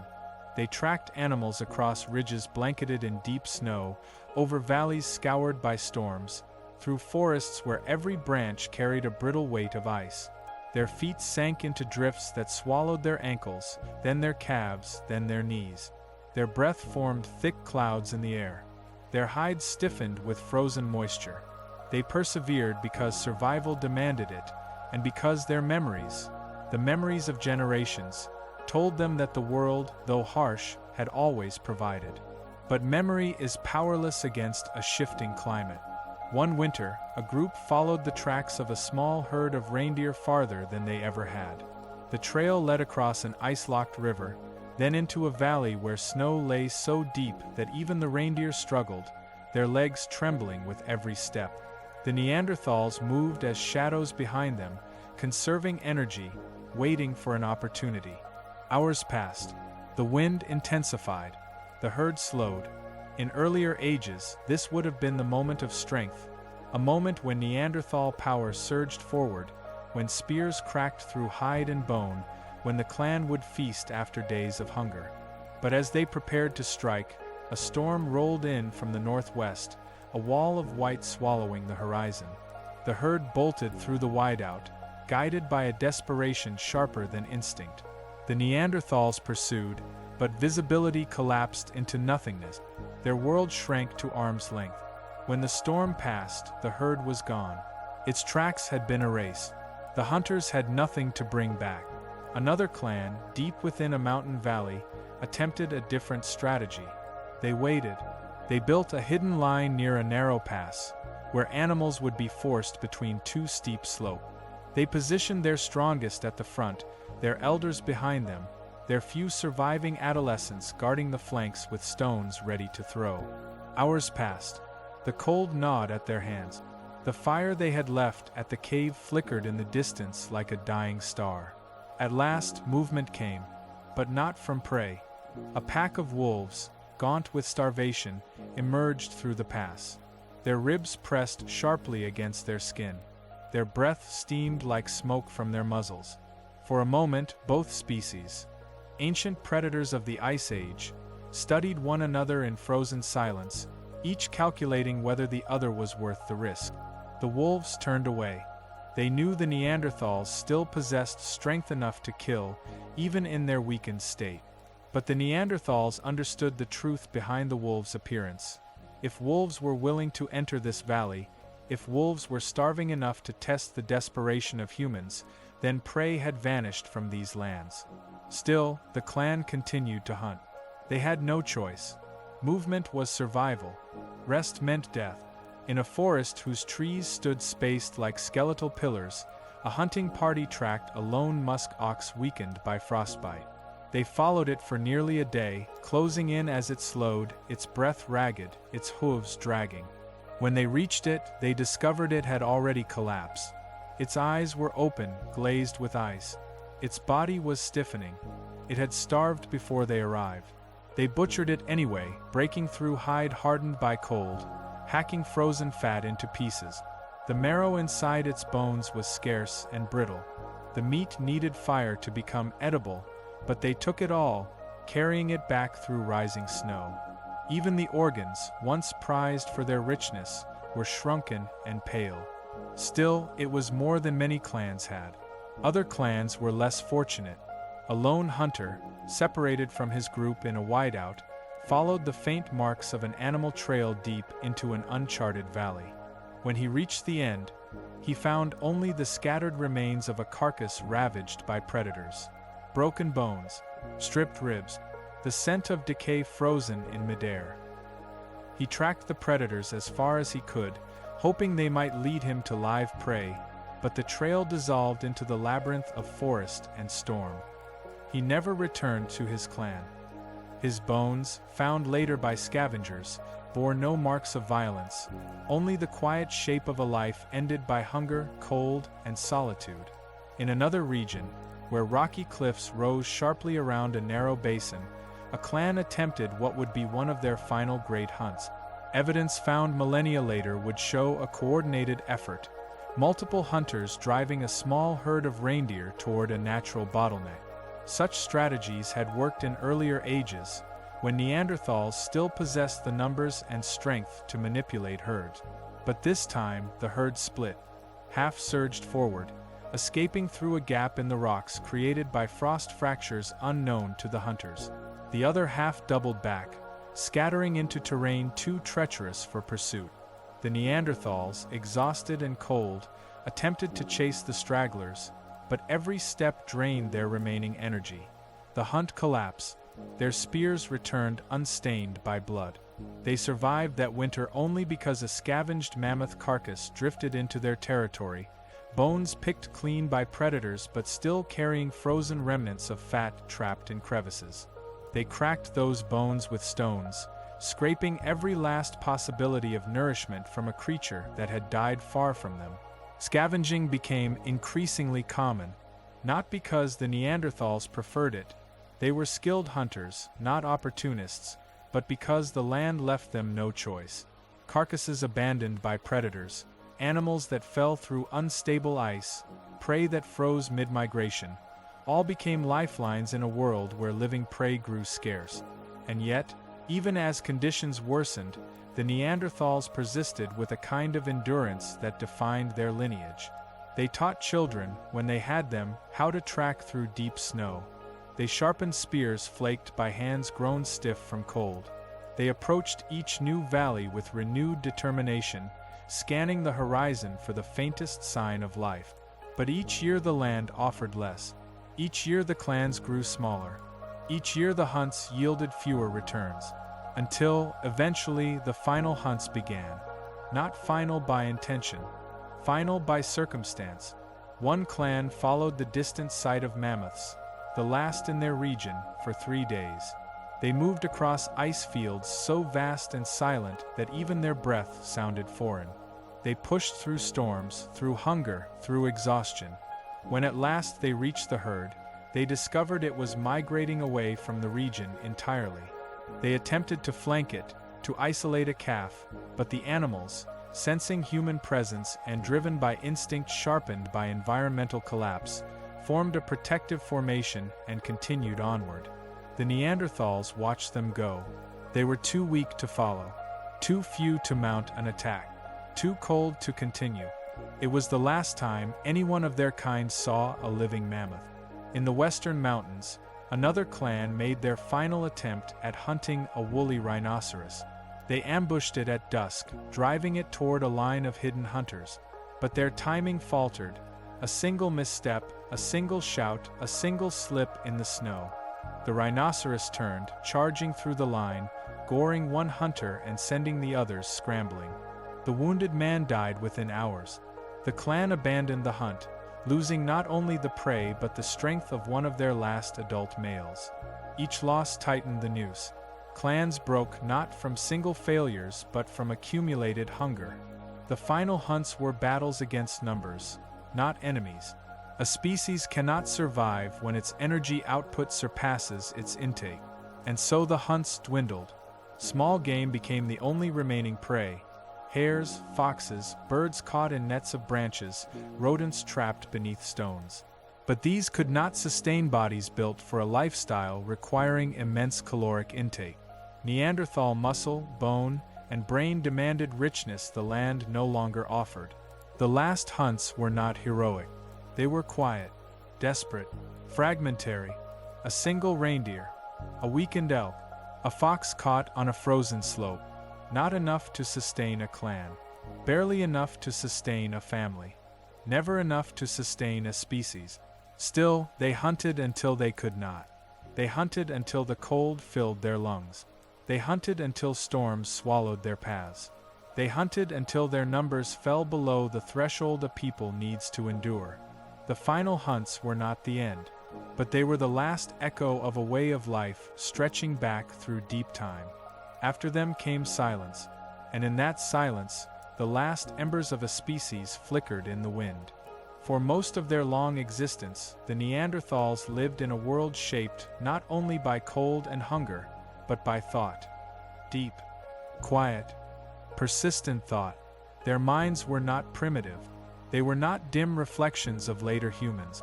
They were their own brilliance, carved by the demands of a harsh landscape and refined across hundreds of thousands of winters. Every movement, every tool, every choice carried the weight of a mind adapted to survive in a world that rarely allowed mistakes. But as their final age unfolded, their thoughts, the patterns, instincts, memories, and silent knowledge that had defined their species, began to fade. Not because they grew less intelligent, not because they lost capacity, but because thought needs people, thought needs continuity, thought needs transmission. And the Neanderthals were running out of people. Their cognition did not vanish in a moment. It thinned like the smoke of a dying fire. It lingered in gestures, in tools, in the way a mother adjusted a hide to warm a child, in the way a hunter listened to the snow to know if prey had passed, in the way an elder placed stones around a hearth so wind would not extinguish it. Their minds echoed through every action, but echoes cannot endure without voices to sustain them. The first cracks appeared in memory itself, not individual memory but collective memory. Neanderthal knowledge lived not in words or stories, but in repetition. Children learned by watching. They absorbed through practice. They inherited skills from the movements of those who came before them. A skilled toolmaker might teach without speaking. A hunter might guide without explanation. But as clans shrank, so did the number of teachers. A child might grow without seeing certain tasks performed properly. A band might lose the one individual who knew how to nap a certain tool type. A group might lack someone skilled in tracking reindeer across changing terrain. Knowledge faded in pocket. Unevenly, unpredictably. In some valleys, the last Neanderthals still made tools with remarkable finesse. Stone flakes struck in perfect sequence, spears shaped with care, fire tended with expertise. But in others, tools grew simpler. Shapes became crude, edges less refined, techniques forgotten not from ignorance but from absence. The world was stealing their teachers, and without teachers, the mind loses its map. Language, whatever form theirs took, also began to erode. Neanderthals communicated through complex vocalization, gesture, expression. They had capacity for speech, shaped by anatomy and brain structure that supported it. But speech is a social phenomenon. It thrives in groups. It grows with community. When a clan numbered 10, speech flowed richly. When a clan numbered 6, it persisted. When a clan numbered 3, speech became thin. Children born into dying clans grew up with fewer voices shaping their awareness. Conversations shortened, and with them, the richness of shared experience faded. Communication lost nuance. Silence grew, not as a choice, but as a consequence of scarcity. The mind does not vanish in silence, but it grows smaller within it. Another erosion touched the realm of imagination. The Neanderthals possessed symbolic capacity. They collected pigments. They chose unusual stones. They shaped bird claws and wore them. They placed their dead with care.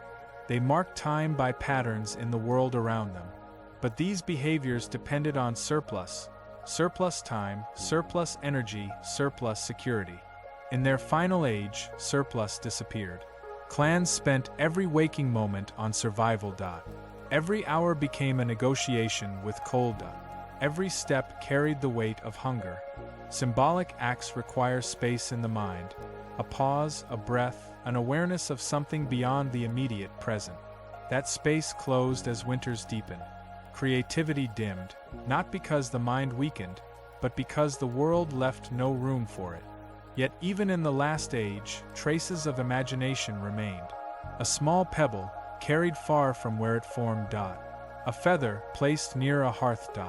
A bone etched with faint scratches whose purpose remains uncertain. A necklace of worn wolf teeth, passed between hands until it carried a shine. These quiet remnants reveal that within the Neanderthal mind, even as collapse loomed, memory and meaning still flickered. But these flickers had no one to spread to. Transmission requires community. Culture requires density. Tradition requires generations. And the last Neanderthals lived in fragments. Some clan remnants held onto old ways with astonishing precision. They reproduced techniques identical to those mastered tens of thousands of years earlier, as though guarding the final embers of a long lineage. But others, isolated in regions where resources collapsed faster, showed signs of cognitive overextension. When survival becomes everything, thought narrows. A mother thinking only of warmth for her child cannot think of pigments. A hunter thinking only of the next mouthful cannot think of new strategies. An elder thinking only of fire cannot think of the stories their clan once carried. And yet, one of the clearest echoes of their vanishing mind is care. They cared for their injured long after wounds should have killed them. They fed the weak. They tended the elderly. They persisted in compassion even as everything crumbled around them. Compassion exists only where cognition is deep. Only where thought allows connection. Only where the mind sees beyond the self. Even in their final era, this remained. A skeleton with a crippling deformity survived for decades because others helped him. A child with malnutrition lived longer than expected because adults shared food. A woman with a healed skull fracture endured because someone kept her warm through winter. These acts are not accidental. They are echoes of a mind that valued more than survival. But compassion could not save them from solitude. The cognitive demands of solitary survival are impossible for a species built for communal life. Every Neanderthal mind held knowledge distributed across many bodies. One person knew how to start a fire under wet conditions. Another knew where flint could be found. Another recognized animal calls. Another knew the safe path beneath unstable ice. The mind of a Neanderthal clan was a tapestry woven across individuals. When clans broke, the tapestry unraveled. A lone Neanderthal possessed only a fraction of what was once a collective intelligence. Their mind did not diminish, but the structure around it did. And so cognitive erosion continued. Spatial memory, once honed by stable landscapes, faltered as storms reshaped terrain faster than memory could adapt. Problem-solving remained strong, but without shared experience, solutions narrowed. Social cognition dimmed as interactions dwindled. For a people shaped by the presence of others, the absence of others became a slow, quiet suffocation. The newcomers, Homo sapiens, carried cognition differently. Their minds thrived in networks. They held knowledge across wider groups. They communicated with more complexity. They innovated more rapidly. They preserved what one group learned by sharing it with others. This was not superiority. It was structure. And structure is the cradle of continuity. The Neanderthals lacked this in their final era. Not because they were incapable of it, but because their numbers had diminished beyond repair. Their cognitive world had become an echo chamber, one that faded with each death, each lost skill, each winter that buried another memory beneath ice. Yet even as they approached their final horizon, their minds remained luminous. A dying clan might still arrange stones around a hearth with care. An elder might still correct a young hunter's grip on a spear. A mother might still hum a pattern of sounds while rocking her child. A pair of hands might still shape a flint tool with the precision of ancestors long gone. These acts, though isolated, reveal a mind refusing to vanish quietly. Their consciousness, shaped by deep time, carved by ice, strengthened by survival, persisted until the very end. It persisted in every strike of flint. In every shared meal. In every fire tended with shivering fingers. In every gesture of care. In every memory carried forward until there was no one left to receive it. And when the last of them walked through the cold, carrying the final echoes of their mind, the world did not notice the moment thought turned into silence. But the silence remembers. It holds the last impressions of a people who knew the land intimately, who felt storms before they formed, who shaped stone like breath, who survived longer than any other humankind in the frozen vastness of the north. Their minds do not exist now. But their echoes do. In the bones beneath the earth. In the tools buried in caves. In the fragments of their DNA carried by the species that outlived them. In the memory of a world that once held two human shadows. One mind persists. The other lingers only in echoes. There comes a moment in the life of every species when the world no longer makes room for its children.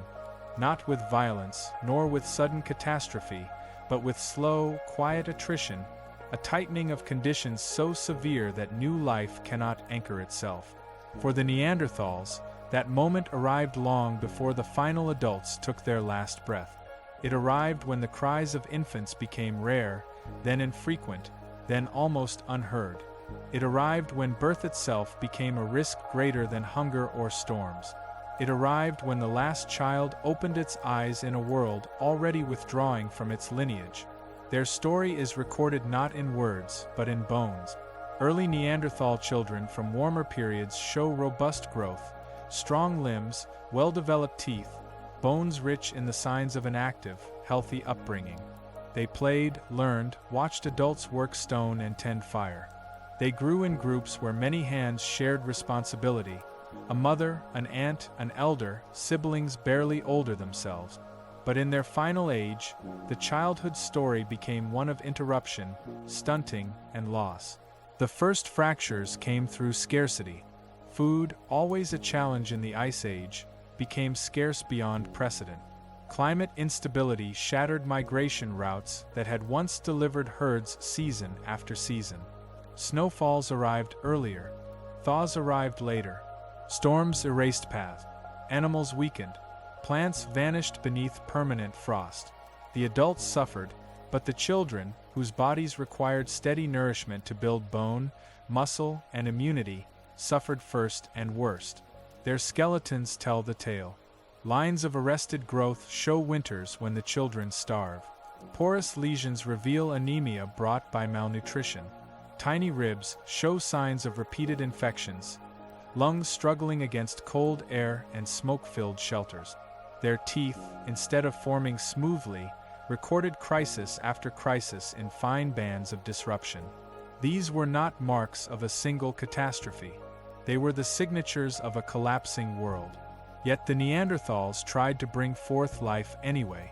Birth, for much of their species' existence, had been a moment of continuity. Mothers, broad-hipped and strong, bore children who arrived into a circle of guardians. Neanderthal infants were large, their heads broad, their bodies sturdy, traits requiring skilled assistance during birth. In earlier times, clans were large enough for such assistance. But as populations shrank, births became increasingly dangerous. A clan of 6 or 7 could not afford the death of a mother in childbirth, nor could it spare the resources to support a fragile newborn. And so the number of infants dwindled. Some women could no longer conceive, their fertility diminished by stress, cold, and hunger. Others miscarried. Some carried to term but delivered infants too weak to survive freezing night. And even in rare successful births, the circumstances that followed were brutal. One of the last surviving Neanderthal enclaves lay within a limestone cave overlooking a coastal valley. The land was cruel, but the cave walls had sheltered generations. Fires had blackened its ceiling in layered soot. Shellfish remains littered the floor from lean years when the sea offered the only reliable food. It was here, deep into the final millennium of their existence, that a child was born, perhaps the last born in that region. The mother's bones, discovered long after her death, show she was young but exhausted. Her pelvis bears the characteristic broad shape of her species. Her teeth, worn and chipped, reveal years of chewing tough, fibrous fallback food. Her ribs show signs of healed fractures, evidence of the harsh physical life she endured. Yet she survived childbirth against the odds. The child she bore was small. Its bones, miniature and delicate, show the beginning of a life that held potential despite the bleak world around it. The mother kept the child close to her chest, wrapped in hides cured with smoke and fat. She slept sitting upright, using her own body to keep the infant warm in a cave where the temperature rarely rose above freezing. Others helped when they could.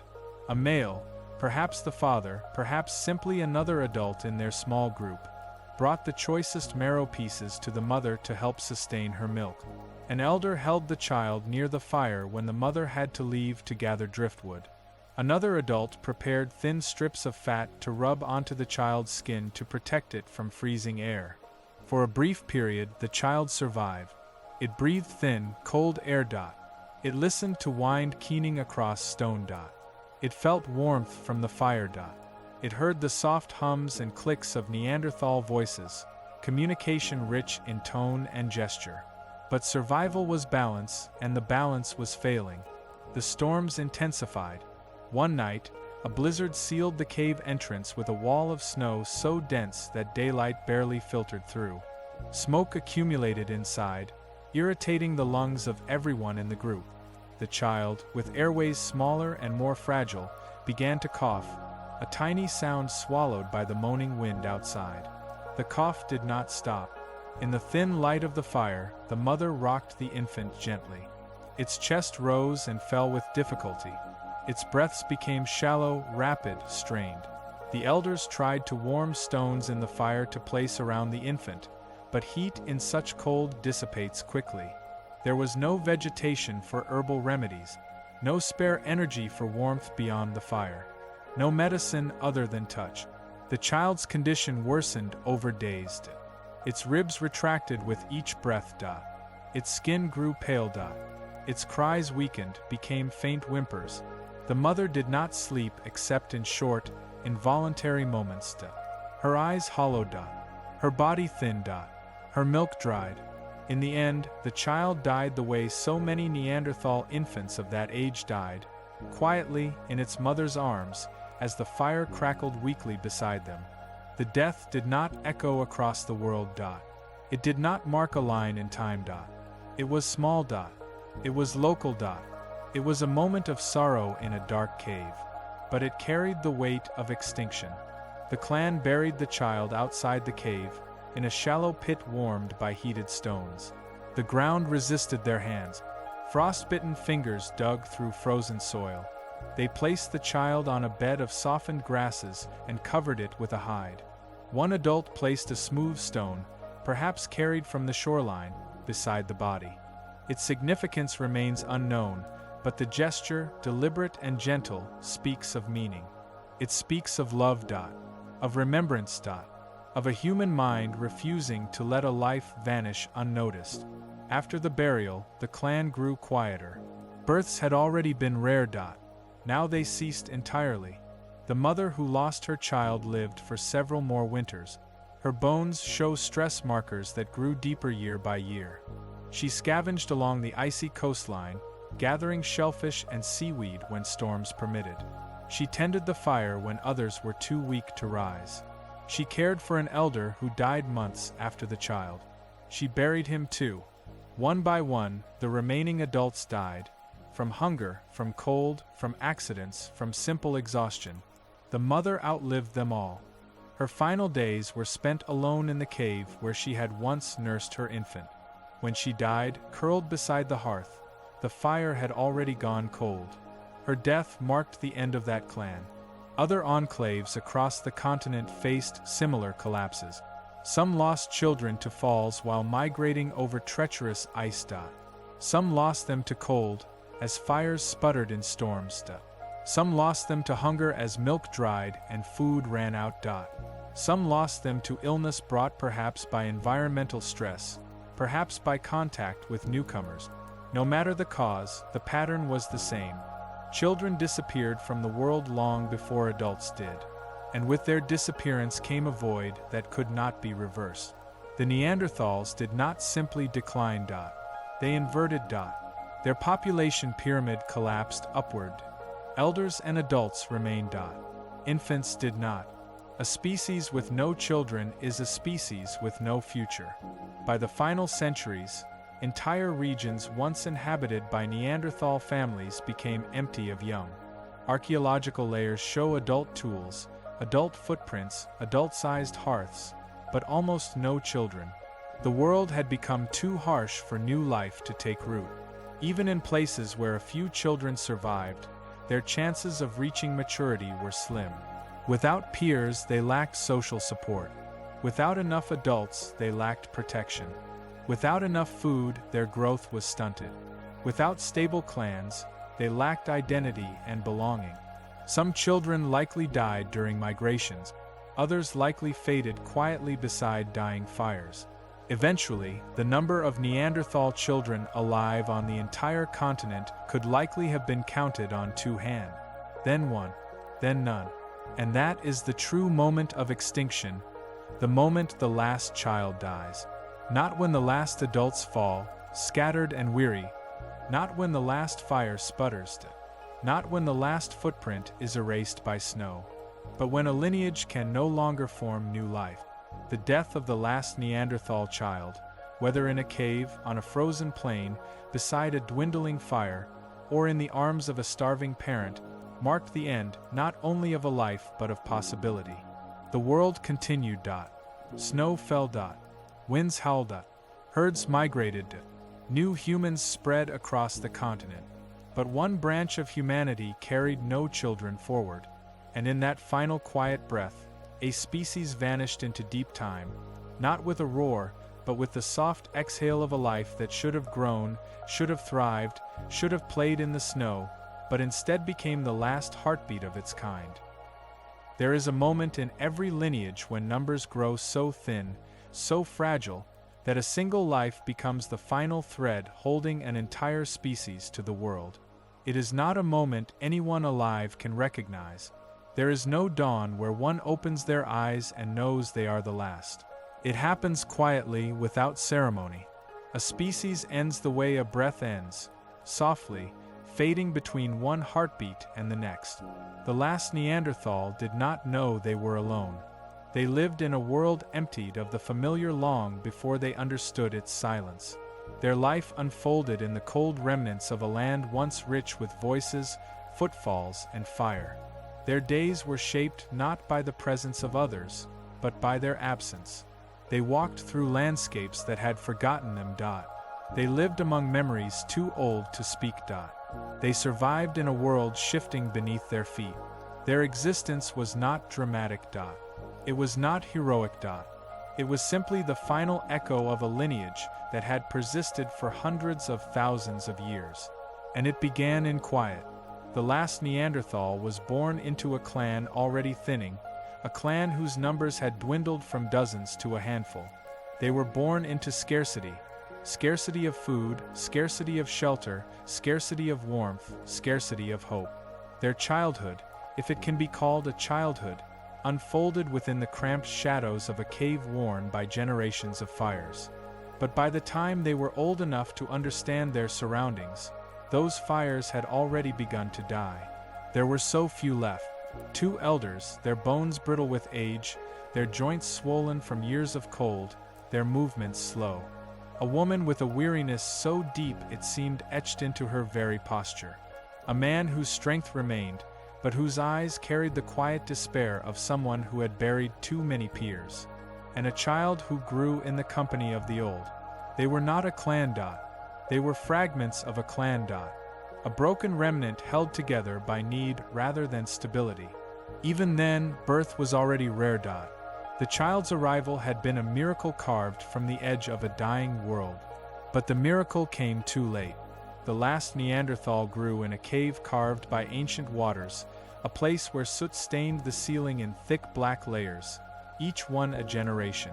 They learned the rhythms of survival, how to tend a fire with shaking hands, how to scrape frozen fat from the bones of scavenged animals, how to listen for wolves in the night, how to read the shifting moods of the sky.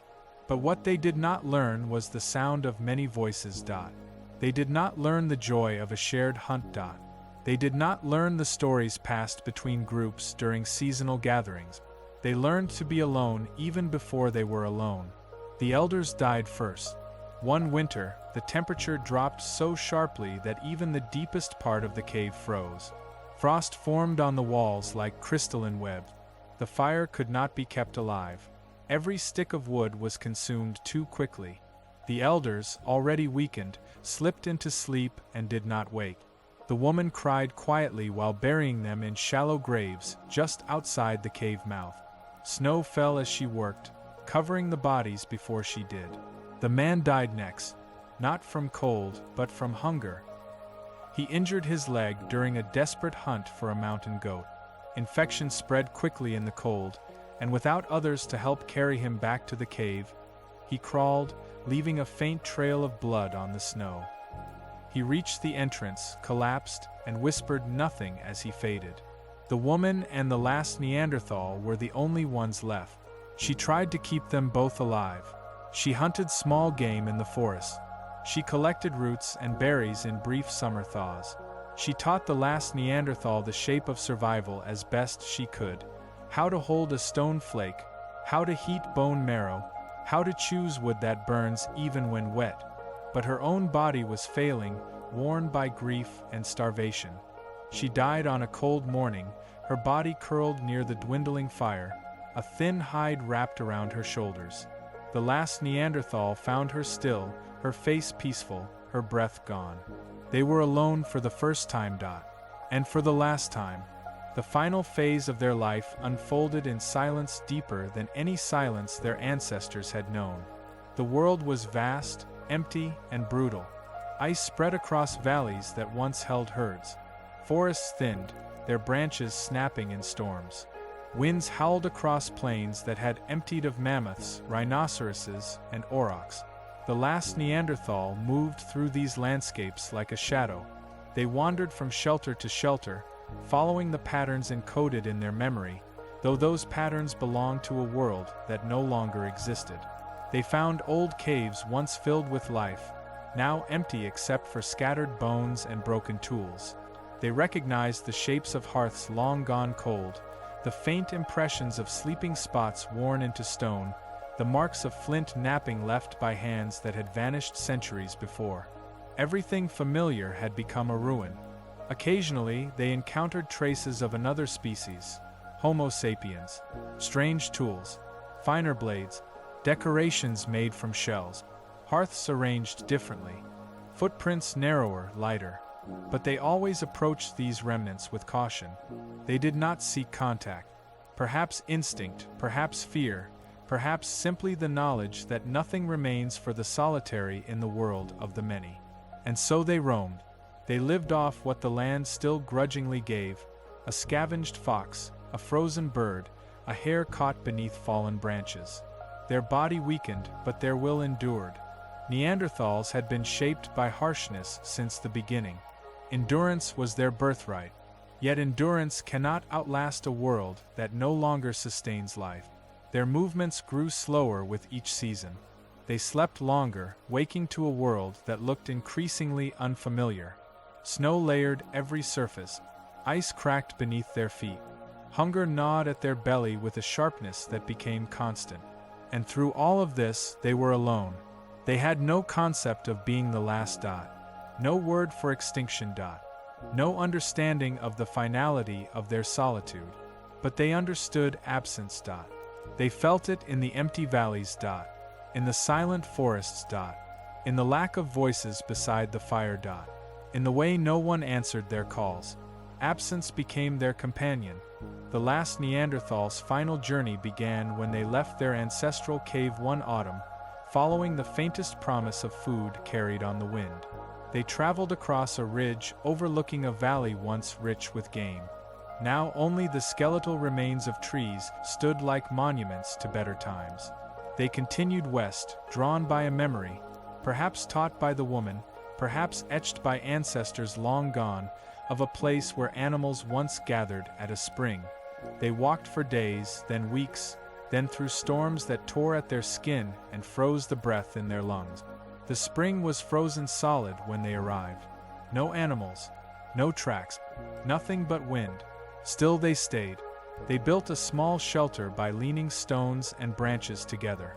They gathered the few sticks they could find, so dry they snapped like bone. They lit a fire and warmed their stiff hands, watching sparks vanish into the night.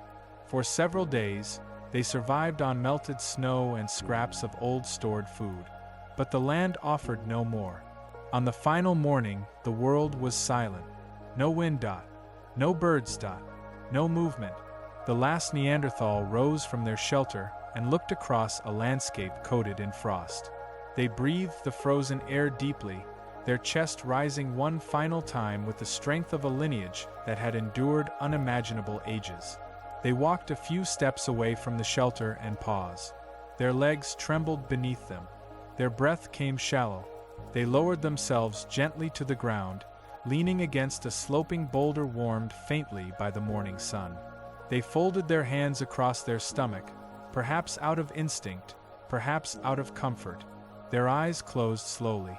Their breath steadied, then weakened, then softened into nothing. And with that breath, the last Neanderthal left the world. There was no witness. No mourning. No fire built in their honor. No descendants to carry their memory. The wind moved softly across their still body. Snow began to fall. A thin white layer covered their form. Soon, only the shape remained. Then the snow erased even that. The world continued without them.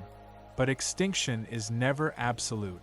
Though the last Neanderthal died alone, pieces of their lineage lived on, carried quietly within the bodies of the newcomers who had spread across the land. DNA passed through ancient unions, fragments woven into a future that did not belong to them, yet still carried their echo. Their tools remained beneath stone. Their bones remained beneath frost. Their fire scars remained in caves. Their memory remained in silence. The last breath of their kind did not remove them from the world. It simply moved them into the deeper layers of time, where they still rest. Where they still whisper. Where the cold still holds the imprint of their final steps.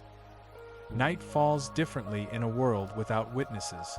It settles slowly over the land, stretching long shadows across plains once carved by herds, drifting between the bare trunks of skeletal forests, slipping into the hollows of caves where soot still clings to the ceiling like a final memory of vanished fire. The Ice Age night is not merely an absence of light. It is a presence, heavy and alive, a cold dark that wraps itself around stone and bone and silence until everything that once moved within it feels impossibly distant. The last Neanderthals did not witness this night alone. They carried the memories of countless generations into it. Now we stand at the edge of that darkness, looking back, not to mourn, but to understand. What does it mean for a human lineage, one that thrived longer than our own has yet existed, to fade into cold earth and become a whisper? What does it mean to outlive every ancestor only to discover that one species has run out of future? And what does it reveal about us, the ones who remain? The cold dark does not answer. It only reflects. We imagine the end of a species as sudden, a final breath, a collapse, a singular ending written in catastrophe. But extinction wears a different shape. It is slow erosion. A dimming. A dwindling of connection until the world no longer sustains the fragile chain between one individual and the next. There were once hundreds of thousands of Neanderthals. They traveled forests and tundras, carved tools from stone, shaped bones into scrapers and awls, arranged shelters against storms, cared for their injured, protected their young. They were not shadows. They were not lesser. They were human. They lived through ice and famine and cold that would kill us in minutes. They navigated a world of predators and scarcity and unimaginable conditions. They endured for over 200,000 years, longer than our own species has yet survived. But time is not kind to the isolated. As the world changed, their numbers fell. Small clans became smaller. Births became rare. Children died before they could replace the aging. Knowledge thinned as elders died before passing on their skills. Fire became harder to maintain. Food became harder to find. Land became harder to cross. They continued anyway. Humanity, in all its forms, persists until the final moment, because persistence is what evolution gives us. But persistence is not enough when the world pulls away faster than life can hold on to it. The Neanderthals did not fall in battle. They did not lose a war. They were not outcompete in any direct, immediate sense. They were overwhelmed by 1,000 small disadvantages layered across 1,000 winters. And now, as their memory sinks into deep time, we still feel their echoes. In the firelit caves they left behind. In the tools still sharp enough to cut flesh. In the DNA carried within millions of modern humans. In the shape of our minds, our bones, our immune systems. We are not separate from them. We are their continuation in ways they could not imagine. Yet the question lingers: why them? Why not us? The cold dark reflects this too. Picture the final Neanderthal fires. A handful of embers glowing in caves where dozens once gathered. A single flicker of warmth surrounded by walls that remember voices now gone. A small flame struggling against draft and frost, kept alive by hands that had inherited the knowledge of fire from ancestors stretching into deep prehistory. Those fires were more than light. They were continuity. Without them, there could be no food, no warmth, no survival. Fire was breath. Fire was memory. Fire was life extended into another night. But fires alone cannot sustain a species. What happens when there are no children left to sit near the flames? When there are no elders to teach the shape of tools? When a storm wipes out a small band with no others left to support them? What happens when the chain breaks? This is the essence of extinction, not a dramatic ending, but the quiet snapping of the last links that bind generations. We imagine the last Neanderthal sitting alone in the cold dark, unaware of the finality of their existence. But they were not symbols. They were a person, a thinking, learning, remembering, mourning human being. They felt hunger and fear and longing. They felt sorrow for those who died before them. They felt the weight of solitude. Their mind was shaped by the same neural forces that shape ours. Their emotions rose from the same ancient biochemical storms. Their consciousness, that immeasurable spark, glowed with the same human fire. And when they died, that entire lineage died with them. Not with sound. Not with spectacle. But with the quiet exhale of a single life. We often imagine ourselves as separate from the past. But this story is not ancient. It is not distant. It is not other. It is us.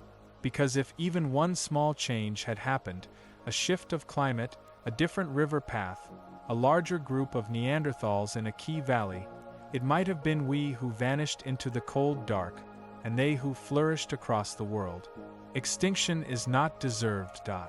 It is not earned. It is not fair. It is simply the result of conditions turning against continuity. And continuity is the most delicate resource life has. What remains of the Neanderthals is scattered across continents, buried beneath frost and sediment. A jawbone in a collapsed cave. A rib cracked from injury, healed over decades. A fire-blackened stone touched by hands long gone. A fragment of skull carrying the faint pattern of DNA shared by living people today. But these are only remains of bodies. Traces of lives.